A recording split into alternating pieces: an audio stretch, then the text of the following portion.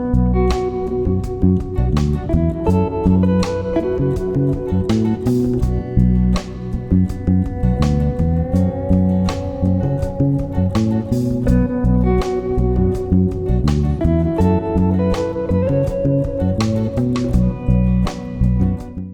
Evening students, कैसे हैं आप सब लोग। राम राम भाई। राहुल, साक्षी, दीपक, साजन, आशीष, सभी को राम राम, गुड इवनिंग। कैसे हैं सब लोग। सबसे पहला काम कर दीजिए, फटाफट लाइक शेयर, और जिन्होंने अभी तक सब्सक्राइब नहीं किया है वो चैनल को सब्सक्राइब भी कर दें।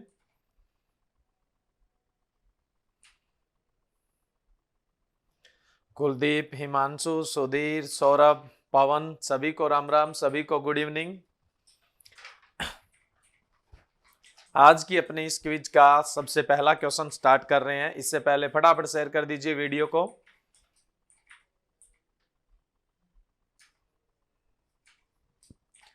चलिए स्टूडेंट, आज का सबसे पहला क्वेश्चन है, choose the right statement for storage losses approximate. अनुमानित भंडारण नुकसान के लिए सही कथन का चयन करें। यानी जो स्टोरेज में लॉस होता है उसमें किसके द्वारा कितना लॉस है, यह स्टेटमेंट आपको चुनना है। इनमें से कोई एक स्टेटमेंट सही है, बाकी सारे हो सकता है स्टेटमेंट क्या है, गलत हो। तो भंडारण के दौरान जो लॉस होता है उसमें यह माना जाता है कि इंसेक्ट से यानी कीट जो है उनसे नुकसान होता है वो 2.5% है। जो चूहे हैं उनसे 2.5% है। बर्ड्स यानी जो पक्षी है उनसे 0.85 है। मॉइस्चर यानी नमी से जो लॉस है वो 0.68% है। और टोटल जो भंडारण के दौरान लॉस हो रहा है 6.53 है, यानी पेस्ट से जो लॉस है। और एफ जो ऑप्शन है वो है आपके पास ऑल ऑफ दीज। तो बताइए स्टूडेंट, इनमें से राइट कौन सा होगा।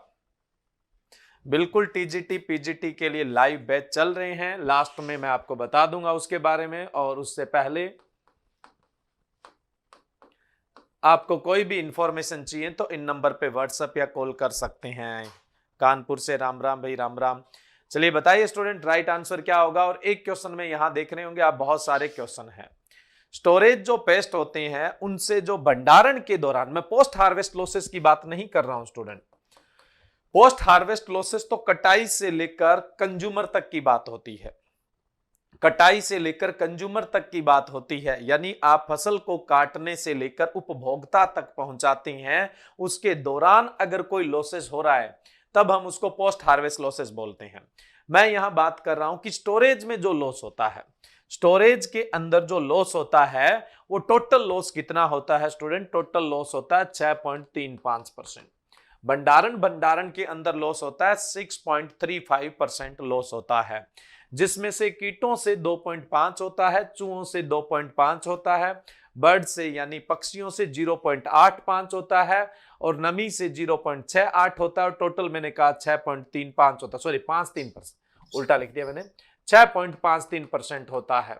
ये टोटल लॉस है। तो इसका मतलब सारे के सारे ऑप्शन क्या है, सही ही है। सारे के सारे ऑप्शन क्या है, बिल्कुल सही है। और एक साथ कई सारे क्वेश्चन है, इनको अच्छे से याद कर लेना। चलो आप मुझे बताइए कि जो फ्रूट है उसमें पोस्ट हार्वेस्ट लॉसेस कितना होता है। फलों में तुड़ाई के से लेकर कंज्यूमर तक जाने में कितना लॉस होता है, वेजिटेबल्स में कितना होता है, और फूड ग्रेन में कितना होता है। यह भी बहुत इंपॉर्टेंट क्वेश्चन है और किसी न किसी एग्जाम में आपसे पूछा जाना है। बताइए यहां पे कि जो पोस्ट हार्वेस्ट लॉसेस है तुड़ाई के बाद, ये तो स्टोरेज था स्टूडेंट, भंडारण के दौरान होने वाला नुकसान था, ठीक है। और वो भी मेनली ग्रेन्स क्रॉप में था। किसमें था, ग्रेन्स में था। अब मैं पूछ रहा हूं तुड़ाई से लेकर कंज्यूमर तक जाने, उपभोक्ता सॉरी कटाई से लेकर उपभोक्ता तक जाने में कितना लॉस है। सबसे पहले तो आपको बताना है फ्रूट में कितना लॉस होता है। सबसे पहले तो आपको बताना है फ्रूट में कितना लॉस होता है और वेजिटेबल में कितना लॉस होता है। फ्रूट में कितना लॉस होता है और वेजिटेबल में कितना लॉस होता है स्टूडेंट।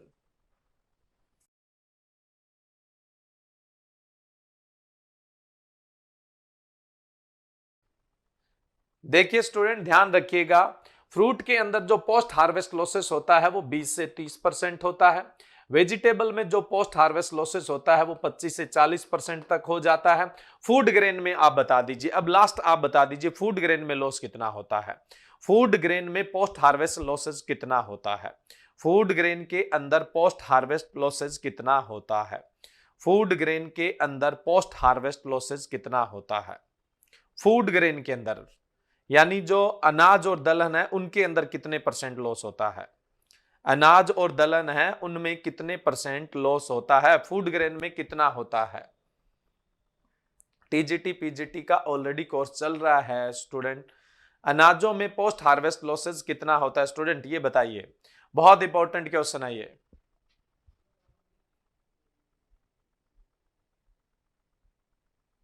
देखिए जो फूड ग्रेन होते हैं इनमें जो पोस्ट हार्वेस्ट लॉसेस होता है ये 15 से 25% होता है। कितना होता है स्टूडेंट, 15 से 25% तक लॉस होता है। और कभी कभी आपको ऑप्शन में 15 से 20 और 20 से 25 आ जाता है, तब आप 15 से 20 करेंगे। तब आप कितना करेंगे स्टूडेंट, 15 से 20 करेंगे।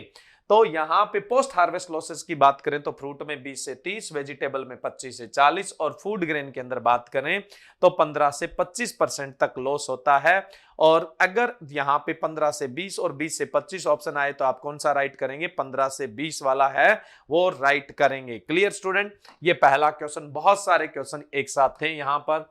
नेक्स्ट अपने बात करें leading state in fruit production, फल उत्पादन में अग्रणीय राज्य कौन सा है। बहुत सिंपल क्वेश्चन है। पहला ऑप्शन है आपके पास महाराष्ट्र, दूसरा ऑप्शन है आपके पास आंध्र प्रदेश, तीसरा है वेस्ट बंगाल और चौथा है उत्तर प्रदेश। फटाफट बताइए,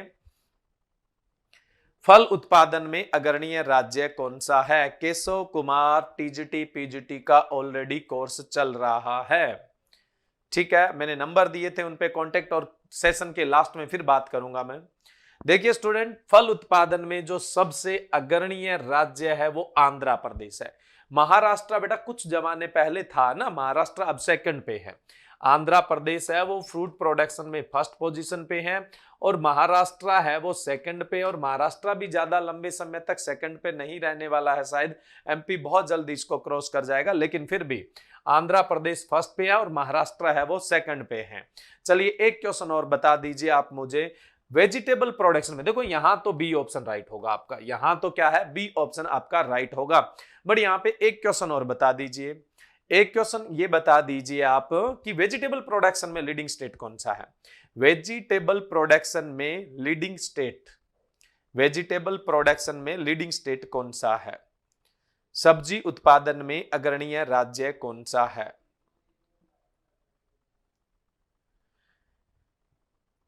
100% वेस्ट बंगाल नहीं है ना, सबसे ज्यादा सब्जी उत्पादन करने वाला फिलहाल स्टेट है वो उत्तर प्रदेश है। वेस्ट बंगाल ने बहुत लंबे समय तक राज किया है, वेस्ट बंगाल ने स्टूडेंट बहुत लंबे समय तक राज किया है। उत्तर प्रदेश है वो सब्जी उत्पादन में अब फर्स्ट है और वेस्ट बंगाल है वो कौन सा है, सेकंड है। यूपी फर्स्ट है और वेस्ट बंगाल कौन सा है, अब सेकंड है, ये ध्यान रखना है। फर्स्ट उत्तर प्रदेश है और सेकंड कौन सा है, यहाँ पे वेस्ट बंगाल है। क्लियर है, फर्स्ट यूपी है और सेकंड कौन सा है, वेस्ट बंगाल है। क्लियर है स्टूडेंट, क्लियर है student.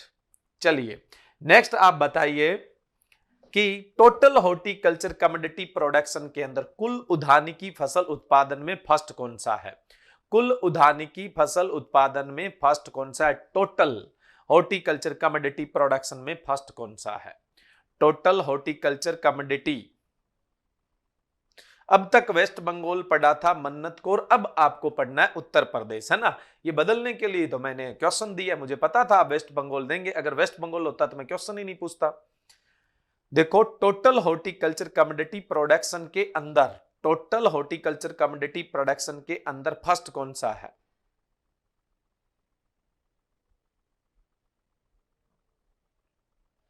Total horticulture commodity production के अंदर फर्स्ट जो है वो कौन सा है, उत्तर प्रदेश है और सेकंड है वो कौन सा है, वेस्ट बंगाल है।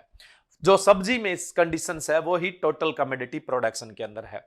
पहले पे कौन सा है, उत्तर प्रदेश है, और सेकंड के अंदर कौन सा है, वेस्ट बंगाल है। यहां पे मैंने आज 3 डेटा इंपोर्टेंट बताए थे और तीनों में ही बदलाव है, आपने देखा होगा, और इसीलिए मैंने आपसे क्वेश्चन पूछा है ताकि आप गलत आंसर न दे दे एग्जाम में। जैसा कि अभी आपने दिया था कि हमने आज तक वेस्ट बंगाल पढ़ा था, लेकिन अब वेस्ट बंगाल नहीं पढ़ोगे, अब फर्स्ट पे यूपी पढ़ोगे, सेकंड वेस्ट बंगाल पढ़ोगे। वेजिटेबल प्रोडक्शन में फ्रूट में पहला आंध्रा, दूसरा Maharashtra. Total horticulture commodity production में पहला उत्तर प्रदेश और सेकंड कौन सा पढ़ेंगे, वेस्ट बंगाल है, वो पढ़ेंगे। नेक्स्ट तीसरा क्वेश्चन है स्टूडेंट आज का, father of biodynamic farming, biodynamic खेती के जनक कौन से, जैव गतिशील खेती के जनक कौन से हैं, जैव गतिशील खेती के जनक कौन से हैं, फादर ऑफ बायोडायनेमिक फार्मिंग, जैव गतिशील खेती के जनक कौन हैं। पहला ऑप्शन है रुडोल्फ स्टेनर, बी ऑप्शन है मुसम्बो फुकाका, सी ऑप्शन है sir Albert Howard, D option है लॉर्ड वाल्टेयर नॉर्थबॉर्न लिखना था, नॉर्टन नहीं, नॉर्थबॉर्न लिखना था स्टूडेंट, नॉर्थबॉर्न, क्या लिखना था, नॉर्थबॉर्न लिखना था, ठीक है ना। अब ठीक है, अब बताओ स्टूडेंट इनमें से अपने फादर ऑफ बायोडायनेमिक फार्मिंग, जैव गतिशील। अब देखिए स्टूडेंट, जैव गतिशील क्या होता है, जैव गतिशील का मतलब होता है कि जिस खेती के अंदर जैविक चीजें सक्रिय रहती है, यानी कुल मिला के जैविक खेती के आसपास की जो खेती है उसको हम क्या बोलेंगे, जैव गतिशील खेती बोलेंगे, या फिर उसको हम क्या बोलेंगे, बायोडायनेमिक फार्मिंग बोलेंगे। तो ये आप लोगों से पूछा गया है। और जो ऑर्गेनिक फार्मिंग है उसका ट्रेंड अब क्या है, धीरे धीरे बढ़ता जा रहा है, और लोगों को इस बात का एहसास भी है कि उन्होंने जो केमिकल फार्मिंग की है उससे नुकसान होने वाला है।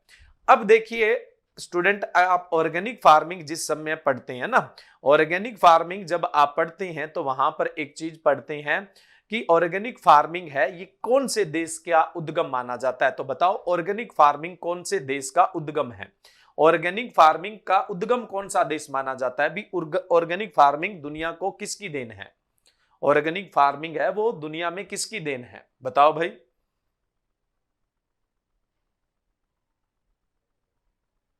ऑर्गेनिक फार्मिंग है ये दुनिया को देने वाला देश कौन सा है, यूरोप नहीं है दोस्तों, मुझे पता था ये भी आप गलत बताओगे। दुनिया को ऑर्गेनिक फार्मिंग देने वाला देश है इंडिया और चाइना। यानी कार्बनिक खेती का जो मतलब कार्बनिक खेती माना जाता है किसका, इंडिया और चाइना का माना जाता है। जो कार्बनिक खेती है वो किसकी देन मानी जाती है, भारत और चीन की देन मानी जाती है।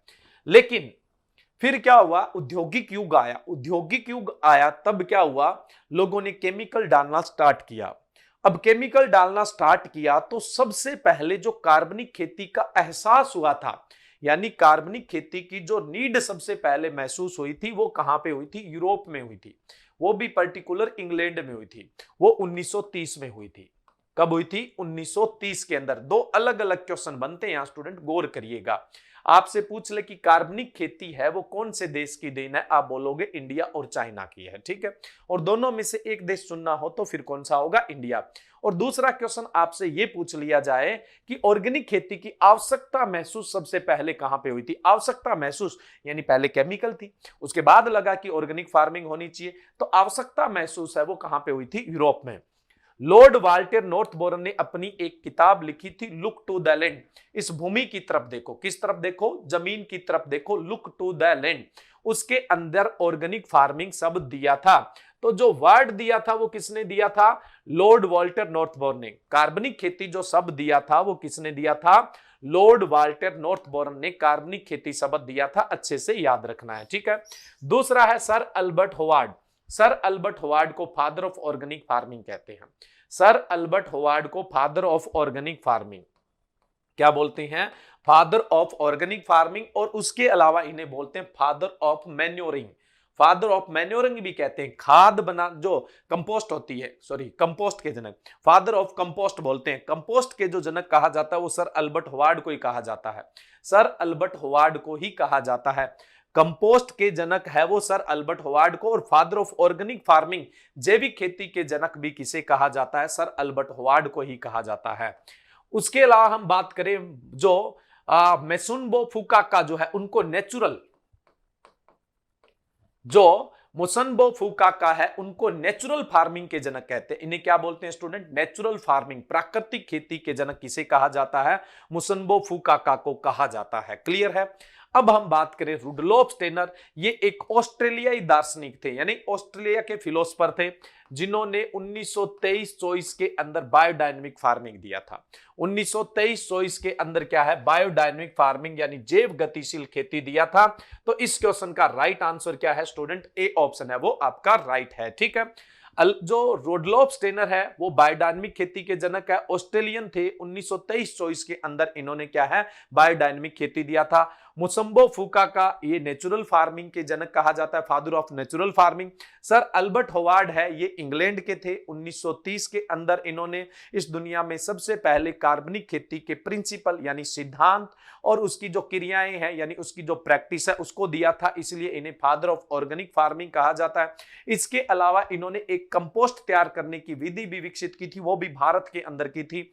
और उस विधि का नाम बताइए। कंपोस्ट खाद बनाने की एक विधि सर अल्बर्ट होवार्ड और वार्ड ने विकसित की थी, दो साइंटिस्ट ने मिलकर विकसित की थी, इसलिए इनको फादर ऑफ कंपोस्टिंग भी कहा जाता है। इसलिए इन्हें क्या कहा जाता है स्टूडेंट? फादर ऑफ कंपोस्टिंग भी कहा जाता है। उस मतलब मेथड का नाम, उस कंपोस्ट बनाने की विधि का नाम बताइए जो सर अल्बर्ट और होवार्ड ने विकसित की थी, दोनों ने मिलकर विकसित की थी। लॉर्ड वाल्टर नॉर्थबॉर्न है, इन्होंने सबसे पहले ऑर्गेनिक फार्मिंग शब्द दिया था। 1940 में अपनी एक बुक प्रकाशित की थी, उसका नाम था लुक टू द लैंड, जमीन की तरफ देखो, भूमि की तरफ देखो। फटाफट स्टूडेंट आंसर कीजिए कि कंपोस्ट बनाने की कौन सी विधि है वो सर अल्बर्ट होवार्ड और वार्ड ने दी थी।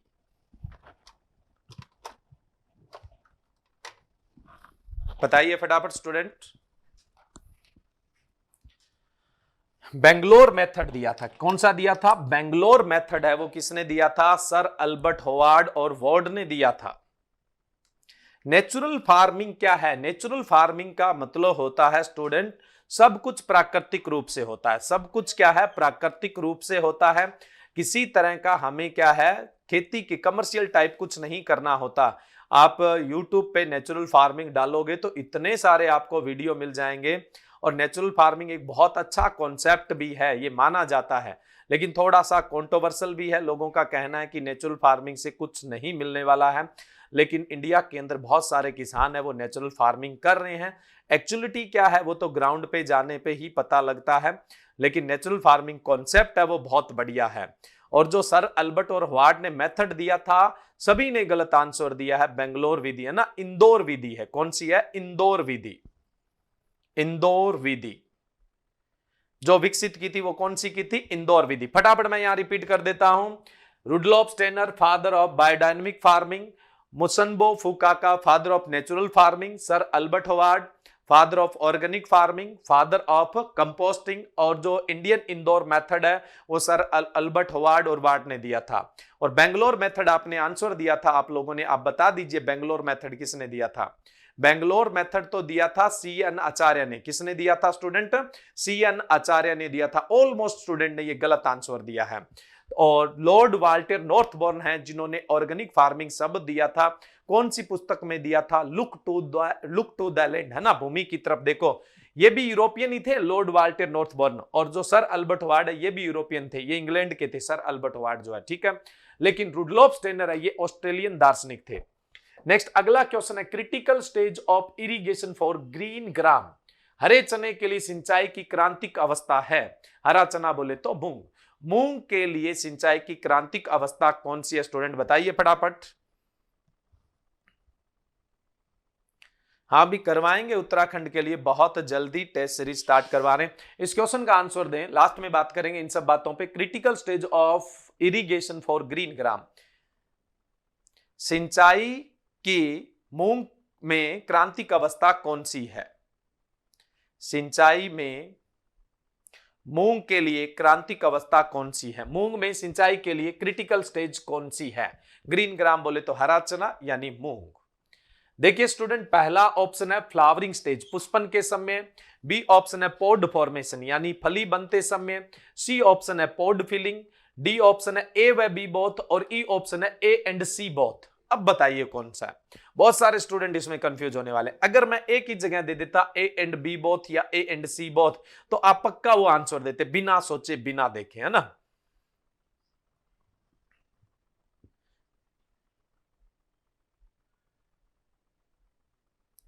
बताइए भी राइट आंसर क्या होगा यहां पर।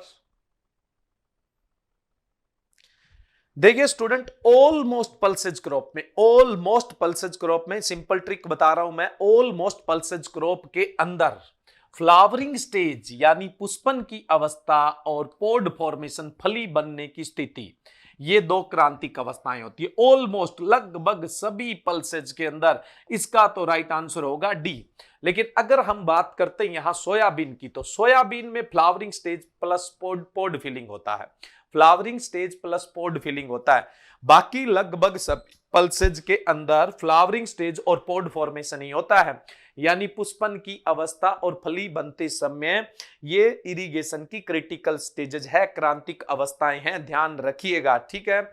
लेकिन अगर मैं बात करूं सोयाबीन की, तो उसमें फ्लावरिंग स्टेज और पोड फिलिंग स्टेज है।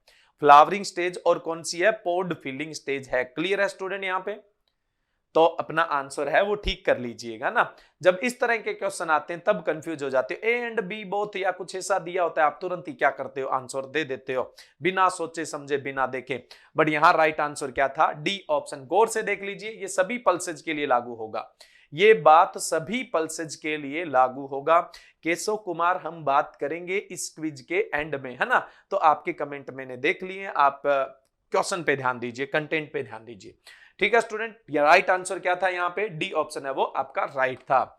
नेक्स्ट है पार्ट पर मिलियन। पार्ट पर मिलियन के लिए सही कथन क्या होगा। पार्ट पर मिलियन है किसके बराबर, मिलीग्राम एक किलो में, ग्राम किलो के अंदर, मिलीग्राम ग्राम के अंदर, किलो किलो के अंदर। बताओ पार्ट पर मिलियन के लिए राइट आंसर क्या होगा,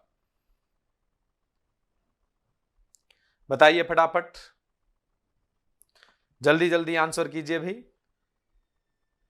यह भी अच्छा क्वेश्चन है आप लोगों के लिए, उम्मीद है आप लोग सही आंसर देंगे। फटाफट आंसर दीजिए भी, अभी तक सेटिस्फैक्टरी आंसर नहीं आया है, अभी सेटिस्फैक्टरी आंसर नहीं आया है।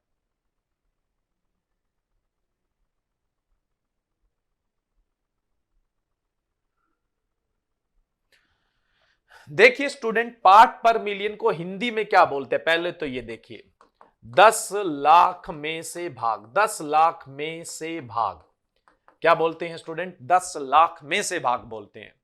10 लाख में से भाग निकालना है आपको। कहने का मतलब ये एक बर्तन है और 10 लाख लीटर का है। मान लो कि हमने इसमें डाला 2 लीटर कोई सा भी केमिकल, ठीक है। 9,99,998 लीटर डाला पानी, घोल बना 10 लाख लीटर का, 10 लाख लीटर का। और इस 10 लाख लीटर में केमिकल कितना है, 2 लीटर, यानी 2 पीपीएम है। कितना है, 2 पीपीएम। यानी 10 लाख में से जो भाग होता है उसको हम बोलते हैं पीपीएम। अब सिंपल तरीका है, देखो स्टूडेंट, किलो के बराबर कितना ग्राम होता है, 1000 ग्राम होता है। और 1 ग्राम के बराबर कितना मिलीग्राम होता है, 1000 मिलीग्राम होता है, ठीक है। तो किलो के बराबर कितना मिलीग्राम हो जाएगा, किलो के बराबर 10 लाख मिलीग्राम हो जाएगा। तो किलो का 10 लाखवां भाग कौन सा होता है, किलो का 10 लाखवां भाग कौन सा होता है, किलो का 10 लाखवां भाग कौन सा होता है स्टूडेंट, मिलीग्राम होता है। अगर 1 मिलीग्राम 1 किलो के अंदर होता है तो वो फिर 1 पीपीएम है। वो क्या होगा स्टूडेंट, यहां पर 1 पीपीएम होगा। अगर किलो के अंदर 1 मिलीग्राम होता है तो वो क्या कहलाता है, पीपीएम कहलाता है। तो राइट आंसर क्या था स्टूडेंट, ए ऑप्शन राइट था। अब कोई सी आंसर दे रहा है, कोई डी दे रहा है। अगर ये सी ऑप्शन दे रहे थे मिलीग्राम ग्राम, अब देखो ग्राम का 1000वां भाग मिलीग्राम होता है और वहां 10 लाखवां लिखा हुआ है, वहां कौन सा लिखा हुआ है स्टूडेंट, 10 लाखवां लिखा हुआ है। तो कैसे सही हो सकता है, आप सोच के देखिए ना। और दूसरा देखो, ग्राम किलो के अंदर, 1 किलो में ग्राम, यानी ये भी 1000वां हिस्सा ही है, ठीक है। और किलो में किलो, ये तो बराबरवां हिस्सा है, ये तो पॉसिबल ही नहीं हो सकता, ये तो पॉसिबल ही नहीं हो सकता है, ठीक है। तो ध्यान रखिए कि राइट आंसर क्या होता है। अब देखो थोड़ा सा मैं आपको और एक्सप्लेन कर देता हूं। देखो, चाहे पाउडर है चाहे लिक्विड है, पानी में तो उसका घोल बना सकते हैं, जिससे नमक पानी में घोल सकते हो, और उसके अलावा मैं बात करूं तो शरबत है, उसको भी आप पानी में घोल सकते हो, यानी लिक्विड को भी पानी में घोल रहे हो, आप सॉलिड को भी पानी में घोल रहे हो। अगर 1 लीटर में आप कोई भी पदार्थ 1 मिलीग्राम या 1 माइक्रोलीटर डालते हैं तो वो 1 ppm का होता है। कितने ppm का होता है? 1 ppm का।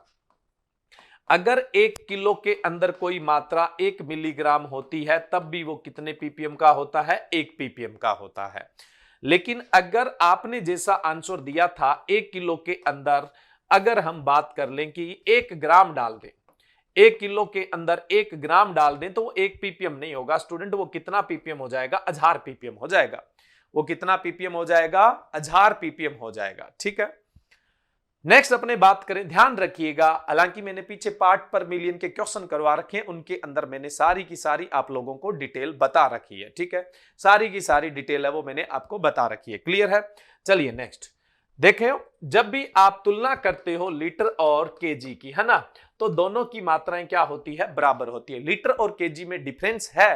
क्या डिफरेंस है बताओ भाई? लीटर और केजी में डिफरेंस होता है? क्या डिफरेंस होता है?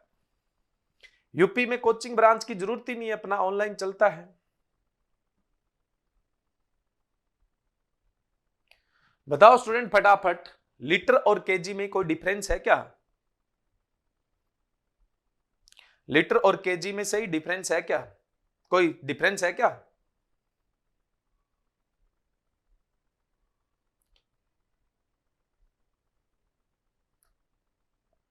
नहीं है, कोई डिफरेंस नहीं है। देखो, अगर तुलना करोगे, पानी अगर 1 लीटर भरोगे तो उसका वजन 1 किलो ही होगा।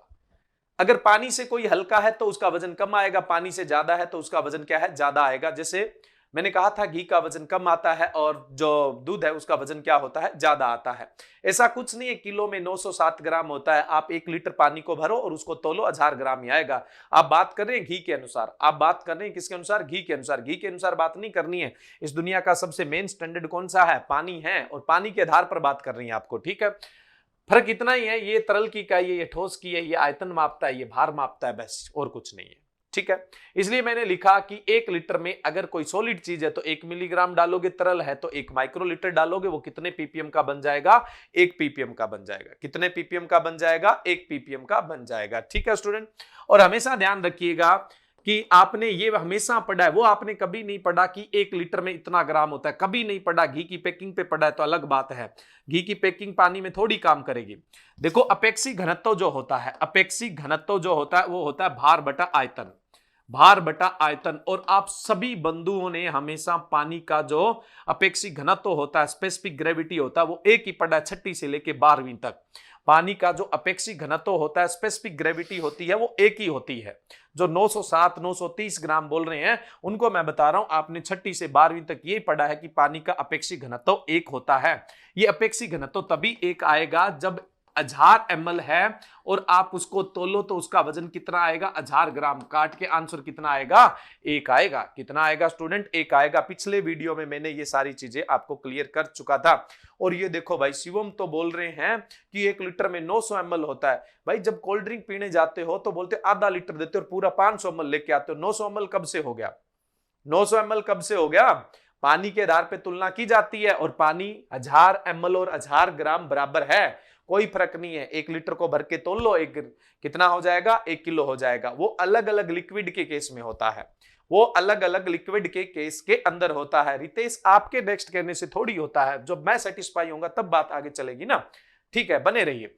पार्ट पर मिलियन क्या होता है? मिलीग्राम पर केजी। मुझे इस बात से बहुत चिढ़ है कि अगर कोई कहता है अगले पे चलो, मैं अपने हिसाब से चलूंगा ना। चलिए, पार्ट पर मिलियन की बात करें, यानी 10 लाख में से भाग की बात करें तो मिलीग्राम पर केजी, मिलीग्राम पर केजी। ठीक है स्टूडेंट, चलिए नेक्स्ट अगला क्वेश्चन है अपना, मौसम्बी फ्रूट वाज इंट्रोड्यूस फ्रॉम। मौसम्बी फल कहां से लाया गया है? मौसम्बी फल कहां से लाया गया है? अगर मैं ऐसा बोल दूं तो ज्यादा ठीक रहेगा कि इस दुनिया में ये मौसम्बी फल है, ये कहां से फैला हुआ है?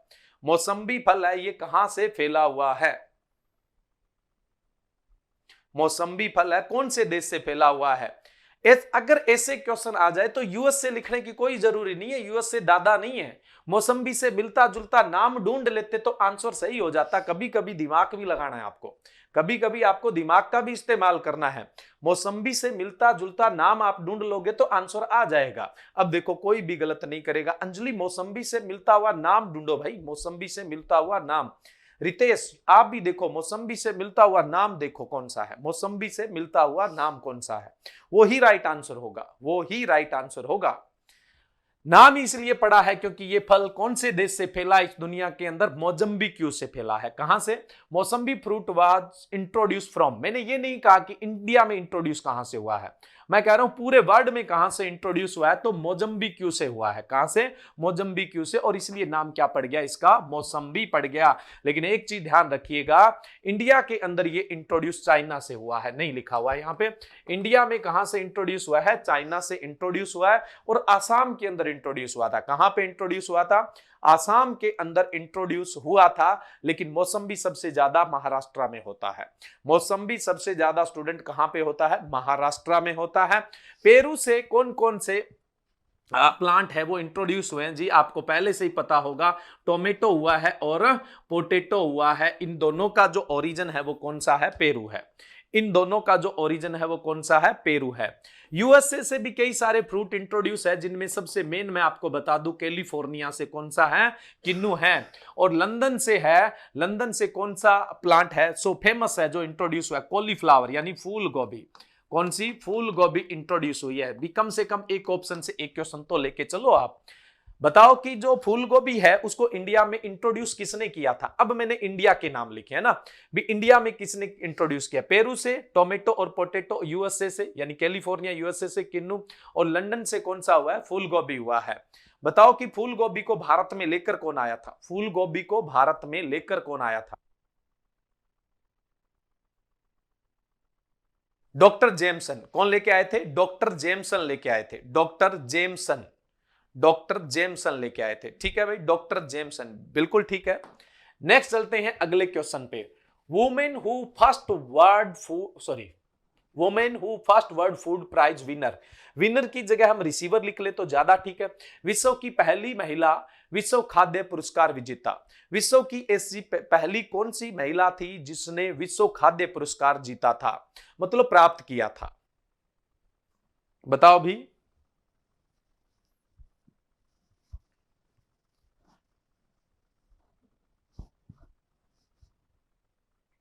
जल्दी आने वाला है दीपू। अमेरिका, पेरू, मेक्सिको एक ही है क्या? देखो उत्तरी अमेरिका में जैसे मैं बात करूं कि कनाडा है, उसके बाद यूएसए है, और कौन से हैं? मैक्सिको है, और भी देश होंगे, मुझे तीन का मेन का पता है। ये उत्तरी अमेरिका महाद्वीप में पड़ते हैं। जो दक्षिणी अमेरिका महाद्वीप है उसमें पड़ते हैं जैसे पेरू, परगवे, उरुग्वे, ब्राजील, अर्जेंटीना, ये इस तरह के जो देश है वो किसमें पड़ते हैं? दक्षिणी अमेरिका के अंदर पड़ते हैं। दक्षिणी अमेरिका क्या है? एक महाद्वीप है, समझ गए? ये उत्तरी अमेरिका महाद्वीप है। मेक्सिको से लेके पूरा दक्षिणी अमेरिका है वो ट्रॉपिकल क्लाइमेट वाला है। कौन सा है? ट्रॉपिकल क्लाइमेट वाला है। मुझे पता था कि आप लिखेंगे शकुंतला, हरक सिंह और थिल्स्टेड जो है ये नाम लिखेंगे, क्योंकि हाल ही में आप लोगों ने यही पढ़ा है। लेकिन इनको तो 2021 में वर्ल्ड फूड प्राइज मिला था। कब मिला था? 2021 में मिला था। और किस बात के लिए मिला था? एक्वेटिक सिस्टम को स्ट्रॉन्ग करने के लिए, यानी जो जलीय पारिस्थितिकी है उसके लिए मिला था, विशेष रूप से फिश प्रोडक्शन के लिए। किसके लिए मिला था? फिश प्रोडक्शन में कुछ इन्होंने डेवलपमेंट किया था, उसके लिए मिला था। कब? 2021 के अंदर मिला था। मेरी डेल चिल्टन जो है, मेरी डेल चिल्टन है, इनको वर्ल्ड फूड प्राइज मिला। ये सभी महिलाएं ही हैं, आजकल महिला सशक्तिकरण खूब हो रखा है ना। मेरी डेल चिल्टन जो है, इनको कब मिला था? 2013 के अंदर मिला था। इन्होंने बायोटेक्नोलॉजी में काम किया था, जैव प्रौद्योगिकी में काम किया था। मेरी डेल चिल्टन है, इन्होंने बायोटेक्नोलॉजी में, जैव प्रौद्योगिकी में काम किया था, तब 2013 में इन्हें वर्ल्ड फूड प्राइज मिला था। और कैथेरिन बर्टीनी जो है, कैथेरिन बर्टीनी जो है, इनको ये वर्ल्ड फूड प्राइज मिला था 2003 के अंदर। और ये क्या थे? ये एक मतलब ऑर्गेनाइजेशन चलाते थे। उस ऑर्गेनाइजेशन में मतलब ह्यूमैनिटी मतलब रखते थे, फूड स्टफ के लिए, मतलब लोगों के लिए ये काम करते थे। तो इनके लिए इनको क्या, कैथरीन बर्टानी जो है, इनको वर्ल्ड फूड प्राइज मिला था। और जो इवेंगलिना विलेजेस है, इनको वर्ल्ड फूड प्राइज मिला था 2000 में। वो अपने जो एसके वसल है जी उनके साथ। क्वालिटी प्रोटीन मेज, जिनको आप मेरिकल मेज के नाम से भी जानते हो, चमत्कारी मक्का के नाम से, तो चमत्कारी मक्का है या फिर क्वालिटी प्रोटीन मेज है, ये डेवलप किया था एसके वसल और उनके साथ थी इवेंजेलिना विलेजस। इन दोनों को वर्ल्ड फूड प्राइज मिला था। कब मिला था? 2000 के अंदर। अब देख लो पहली वर्ल्ड फूड प्राइज विनर जो वुमेन थी वो कौन थी?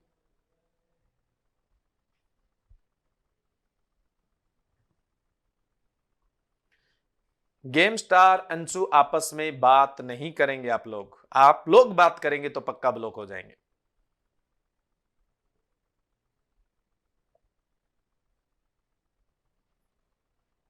ठीक है, तो यहां पे राइट आंसर कौन सा होगा स्टूडेंट? B option. जो विलेंगस है वो लेडी जो जिनको पहला वर्ल्ड फूड प्राइज मिला था, बी ऑप्शन राइट होगा। और इस दुनिया में सबसे पहले वर्ल्ड फूड प्राइज प्राप्त करने वाले एमएस स्वामीनाथन थे। कौन थे स्टूडेंट? एमएस स्वामीनाथन थे। ये तो आप सब लोगों को पहले ही पता है। हार्दिक टॉपिक पे ध्यान दीजिए। देखिए जो विलेंगस है वो ऐसे पहले व्यक्ति थे, पहली वुमेन थी या पहली लेडी थी जिनको वर्ल्ड फूड प्राइज मिला, और एमएस स्वामीनाथन ऐसे पहले व्यक्ति थे जिनको वर्ल्ड फूड प्राइज मिला था। ये बात तो आप ऑलरेडी पहले से ही जानते हैं। नेक्स्ट अपने बात करें वर्ल्ड लार्जेस्ट फैमिली, प्लांट की फैमिली पूछी गई है। इस विश्व के अंदर पौधों की सबसे बड़ी फैमिली कौन सी है? विश्व में प्लांट की सबसे बड़ी फैमिली कौन सी है? विश्व में प्लांट की सबसे बड़ी फैमिली कौन सी है? थ्योरी तो देखो कैसे करवा दें, इस पे तो ऑब्जेक्टिव ही सीरीज चल पाएगी अपने। पूरे दिन क्लासेस रहती है, इतना ही टाइम आप लोगों के लिए निकल पाता है। देखो पौधों में सबसे बड़ा कुल कौन सा है? पौधों में स्टूडेंट सबसे बड़ा कुल है कंपोजिटी, जिसका दूसरा नाम है एस्ट्रेसी और तीसरा है डेंसी फैमिली। कंपोजिटी, एस्ट्रेसी या डेंसी फैमिली, ये सबसे बड़ा कुल है इस धरती पर पौधों का। दूसरा सबसे बड़ा कुल है ऑर्किडिएसी। इस धरती पर पौधों का दूसरा सबसे बड़ा कुल है ऑर्किडिएसी। फलों की सबसे छोटा फैमिली जो है, सबसे छोटी फैमिली है वो पुनिकेसी है। फलों में, फ्रूट में सबसे छोटी फैमिली है वो पुनिकेसी है। और अगर हम बात करें नाइट शेड फैमिली की, रात में मुरझाने वाला कुल है, तो वो कौन सा है? सोलेनेसी। बट इस क्वेश्चन का राइट आंसर क्या होगा? ए ऑप्शन है वो राइट होगा। ठीक है स्टूडेंट, नेक्स्ट क्वेश्चन पे चलें अपने।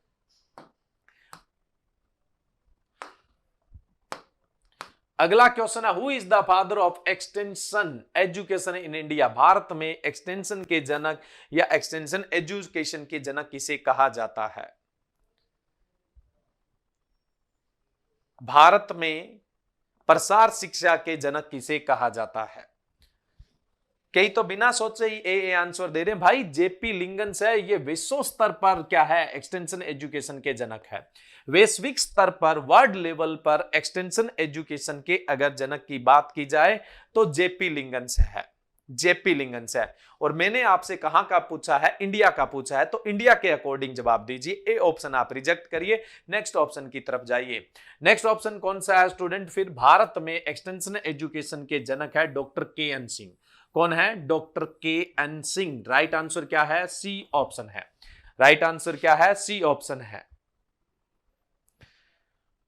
के एन सिंह का पूरा नाम क्या है जानते हो क्या? के एन सिंह का पूरा नाम।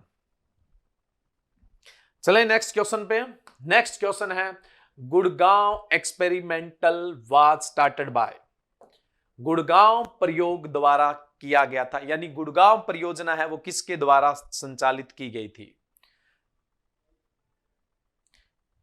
केदारनाथ। के एन सिंह है ना, केदारनाथ, बिल्कुल सही है, केदारनाथ सिंह। के एन सिंह का पूरा नाम केदारनाथ सिंह। आप लोगों से यह पूछा गया है कि गुड़गांव जो प्रोजेक्ट है वो किसने संचालित किया था? देखिए लिंगन तो वो ही है, अभी हम बात कर रहे थे जिन्होंने एक्सटेंशन एजुकेशन और लर्निंग प्रोसेस भी इन्होंने दिया था, एक्सटेंशन एजुकेशन की डेफिनेशन भी थी, और इंडिया के अंदर एक्सटेंशन एजुकेशन डिपार्टमेंट खोलने के अंदर इनका बहुत बड़ा हाथ था। अब हम बात करें हेथ स्पेंसर की, तो हेथ स्पेंसर की बात करें तो इन्होंने मैराथनडम प्रोजेक्ट चलाया था। कौन सा? मैराथनडम प्रोजेक्ट चलाया था। किसने? हेथ स्पेंसर ने मैराथनडम प्रोजेक्ट चलाया था। कौन से सन में चलाया था स्टूडेंट? 1921 में चलाया था। नेक्स्ट अपने बात करें अल्बर्ट मेयर की, तो अल्बर्ट मेयर की अगर बात करें तो इन्होंने इटावा प्रोजेक्ट चलाया था। इटावा प्रोजेक्ट चलाया था, और इटावा प्रोजेक्ट है, इटावा पायलट प्रोजेक्ट के नाम से आप जिसको पढ़ते हैं, वो कब चलाया था? 1948 के अंदर। और जो मिस्टर एप्पल ब्रेन थे, इन्होंने गुड़गांव प्रोजेक्ट चलाया था। कब चलाया था? 1920 के अंदर चलाया था। तो इस आधार पर अगर आप देखोगे तो फिर राइट आंसर क्या होगा? पहला ऑप्शन आपका राइट है। कौन सा ऑप्शन राइट है स्टूडेंट? पहला ऑप्शन आपका राइट है। Clear student? बढ़े आगे अपने। अगर क्वेश्चन में मजा आ रहा है तो लाइक करने में शंका मत करिए, फटाफट लाइक करें, फिर आगे बढ़े, है ना। चलिए स्टूडेंट, आज हम डिस्कस करने वाले हैं जनरल एग्रीकल्चर के ही इंपॉर्टेंट क्वेश्चन के, और आज के जो क्वेश्चन है वो बिल्कुल हटके है और बहुत ही शानदार क्वेश्चन है। ठीक है स्टूडेंट, तो आज के इस खूबसूरत सेशन को अपने स्टार्ट करते हैं। तो आज का जो सबसे पहला अपना क्वेश्चन है, बहुत ही शानदार, बहुत ही अच्छा क्वेश्चन है। देखिए फर्स्ट क्वेश्चन क्या है? Number 1 foliage plant at a global level. विश्व का नंबर 1 फोलिएज यानी वानस्पतिक सुंदर पौधा है, यानी विश्व में जो नंबर 1 फोलिएज प्लांट कहलाता है। फोलिएज प्लांट का मतलब होता है जिसमें फूल की वजह से सुंदरता नहीं, उसकी पत्तियों की वजह से या उसकी बनावट की वजह से, मतलब इन किसी कारणों से अगर सुंदरता है तो उसको अपने क्या बोलते हैं? फोलिएज। यानी जो वानस्पतिक भाग है वो सुंदरता बिखेरे तो उसको अपने क्या बोलते हैं स्टूडेंट? फोलिएज प्लांट बोलते हैं। तो क्वेश्चन आपसे ये पूछा गया है कि दुनिया का नंबर 1 फोलिएज प्लांट कौन सा है? नंबर 1 फोलिएज प्लांट कौन सा है? अगर थोड़ा बहुत भी आप प्लांट का आइडेंटिफिकेशन जानते हैं तो यहां सामने एक फोलिएज प्लांट दिया हुआ है, देखो ये है, ठीक है, और यही विश्व का नंबर 1 फोलिएज प्लांट है। ये ही विश्व का नंबर 1 फोलिएज प्लांट है, यानी विश्व का सबसे सुंदर वानस्पतिक पौधा यही माना जाता है। अब देखिए स्टूडेंट, हेलिक्राइसम, हेलिक्राइसम जो है वो दुनिया का नंबर 1 ड्राई फ्लावर्स है, यानी दुनिया में सबसे ज्यादा सुखाया जाने वाला जो फूल है, ड्राई किया जाने वाला फ्लावर है, वो हेलिक्राइसम है। इसको हम बोलेंगे number 1 dry flower. Number 1 dry flower अगर आपसे पूछ लिया जाता तो आप क्या बताते? हेलिक्राइसम बताते। ठीक है स्टूडेंट। उसके बाद एक ऑप्शन है आपका एस्पेरेगस, यानी जिसको हम स्तावर बोलते हैं। वैसे ये सब्जी के रूप में भी काम में लिया जाता है और एक पेरनियल्स यानी बहुवर्षीय सब्जी है, लेकिन यहां क्वेश्चन जो पूछा गया है वो ऑर्नामेंटल से संबंधित है, और मैंने यहां इसको ऑर्नामेंटल के उद्देश्य से ही यहां पे ऑप्शन के अंदर डाला है। तो ये देख सकते हैं स्टूडेंट, यहां पर एस्पेरेगस है। जब भी आप कोई बुके वगैरह बनाते हैं, यानी कोई गुलदस्ता वगैरह बनाते हैं, उसमें आप ऐसे फूल लगा देते हैं, ठीक है, तो बीच में गुलदस्ता खाली खाली दिखता है, तो इसको अपने क्या है, जो ग्रीन प्लांट मटेरियल होता है उससे भरते हैं, उसको बोलते हैं कट ग्रीन। क्या बोलेंगे स्टूडेंट? Cut green.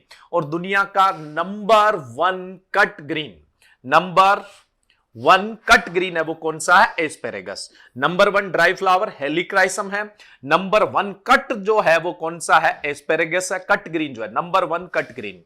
और दुनिया का नंबर 1 कट फ्लावर जो है ना, जो डंडी के साथ फ्लावर होता है उसको कट फ्लावर बोलते हैं। डंडी के बिना होता है उसको तो बोलेंगे लूज फ्लावर, और जो डंडी के साथ होता है वो कौन सा होता है स्टूडेंट? कट फ्लावर होता है। तो दुनिया का नंबर 1 कट फ्लावर कौन सा है? रोज है।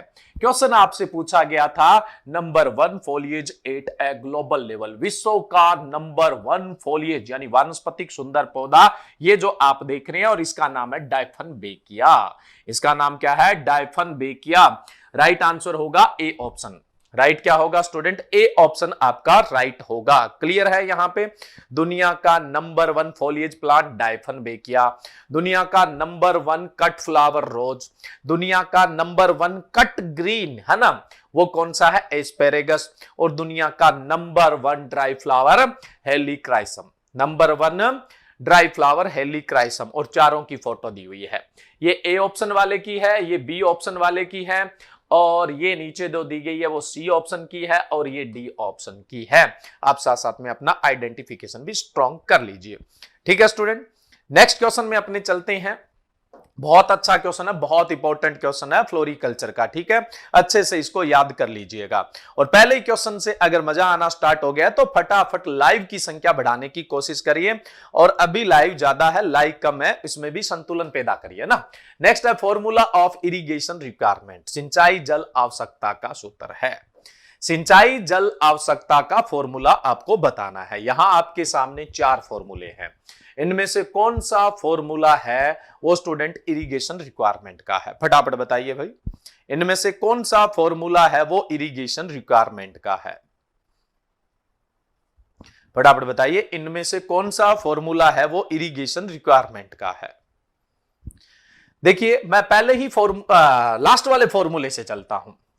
यहां दे रखा है इन्होंने इरिगेशन रिक्वायरमेंट, ठीक है, और इरिगेशन रिक्वायरमेंट पूछा है इरिगेशन रिक्वायरमेंट का, तो यहां इरिगेशन रिक्वायरमेंट लिखा हुआ है, इसका मतलब ये इरिगेशन रिक्वायरमेंट का फॉर्मूला तो नहीं है। फिर ये फॉर्मूला किसका है? वाटर रिक्वायरमेंट बराबर irrigation requirement. Irrigation requirement plus effective rainfall plus soil moisture.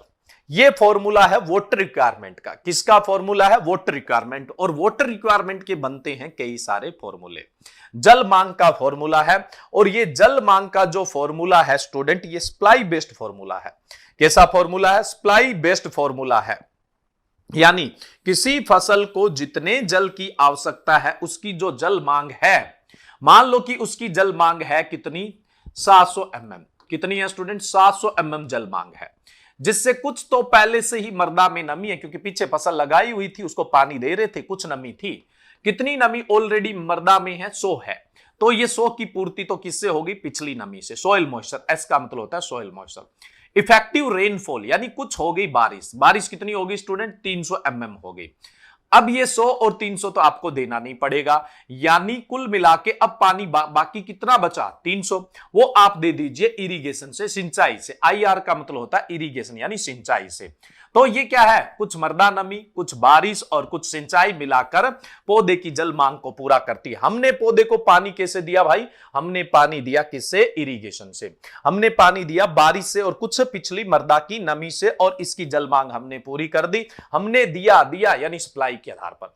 यह फॉर्मूला है वाटर रिक्वायरमेंट का, सप्लाई के आधार पर, पूर्ति के आधार का फॉर्मूला है। पूर्ति के आधार पर यह फॉर्मूला है स्टूडेंट, ध्यान रखिएगा। ठीक है, तो ये तो हो गया अपना पहला क्लियर। दूसरा यहां पे ये दिया हुआ है स्टूडेंट, देखिए ये क्लियर है ना। नेक्स्ट अपने चलते हैं यहां सी ऑप्शन पे। ये भी इरिगेशन रिक्वायरमेंट का फॉर्मूला नहीं है। देखो, evaporation plus transpiration plus water use by plant, वाष्पीकरण, वाष्पोत्सर्जन और पौधे की उपापचयी क्रियाओं में प्रयुक्त जल, water use in plant metabolic activity. इन तीनों पानी को आप अलग नहीं कर सकते हैं। जब फसल में देंगे तो ये एक साथ ही रहना है, ये सभी एक साथ ही रहना है, और इसको बोलते हैं कंजप्टिव यूज का फॉर्मूला है, उपभोगिक उपभोग का फॉर्मूला है ये।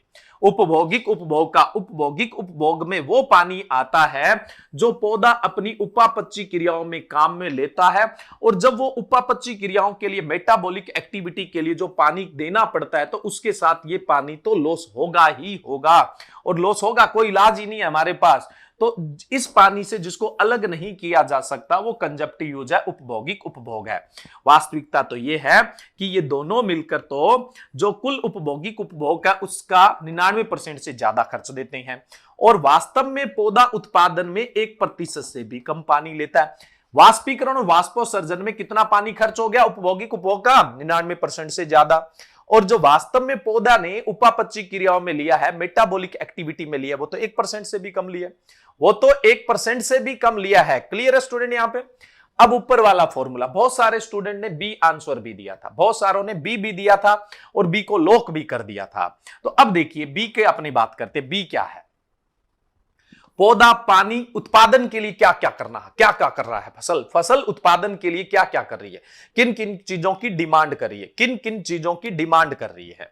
फसल कह रही है कि मैं जब उत्पादन करूंगी तब इवोपरेशन से पानी लॉस होगा, वो मुझे दीजिए। है ना, वाष्पीकरण से पानी लॉस होगा वो मुझे दीजिए। ट्रांसपायरेशन में पानी लॉस होगा, वाष्पोसर्जन में, वो भी दीजिए मुझे। और जो मैं उपापचयी क्रियाओं में यूज करूं वो तो मुझे देना ही है, उसके बगैर तो उत्पादन होगा ही नहीं।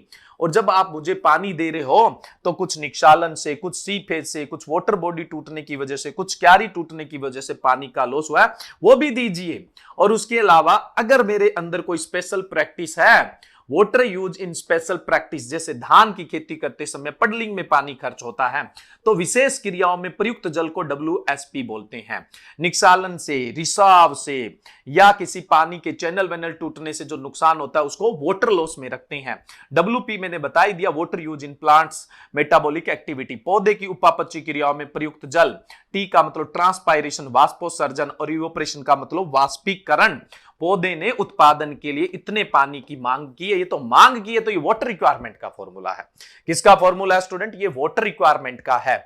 ये जो चौथा था ये भी वाटर रिक्वायरमेंट का था, बट ये किसके आधार पर था? ये था स्टूडेंट सप्लाई के आधार पे, और ये फसल ने मांग की है, ये डिमांड के आधार पर वाटर रिक्वायरमेंट का फॉर्मूला है। ये डिमांड के आधार पर वाटर रिक्वायरमेंट का फॉर्मूला है, ठीक है। हमने तो पूछा था इरिगेशन रिक्वायरमेंट का, सिंचाई पानी कितना चाहिए। देखो स्टूडेंट, सिंचाई पानी उतना चाहिए जितना वाटर रिक्वायरमेंट होता है, बट उसमें से कुछ बारिश से पानी मिल जाता है और कुछ किससे मिल जाता है? मृदा नमी से।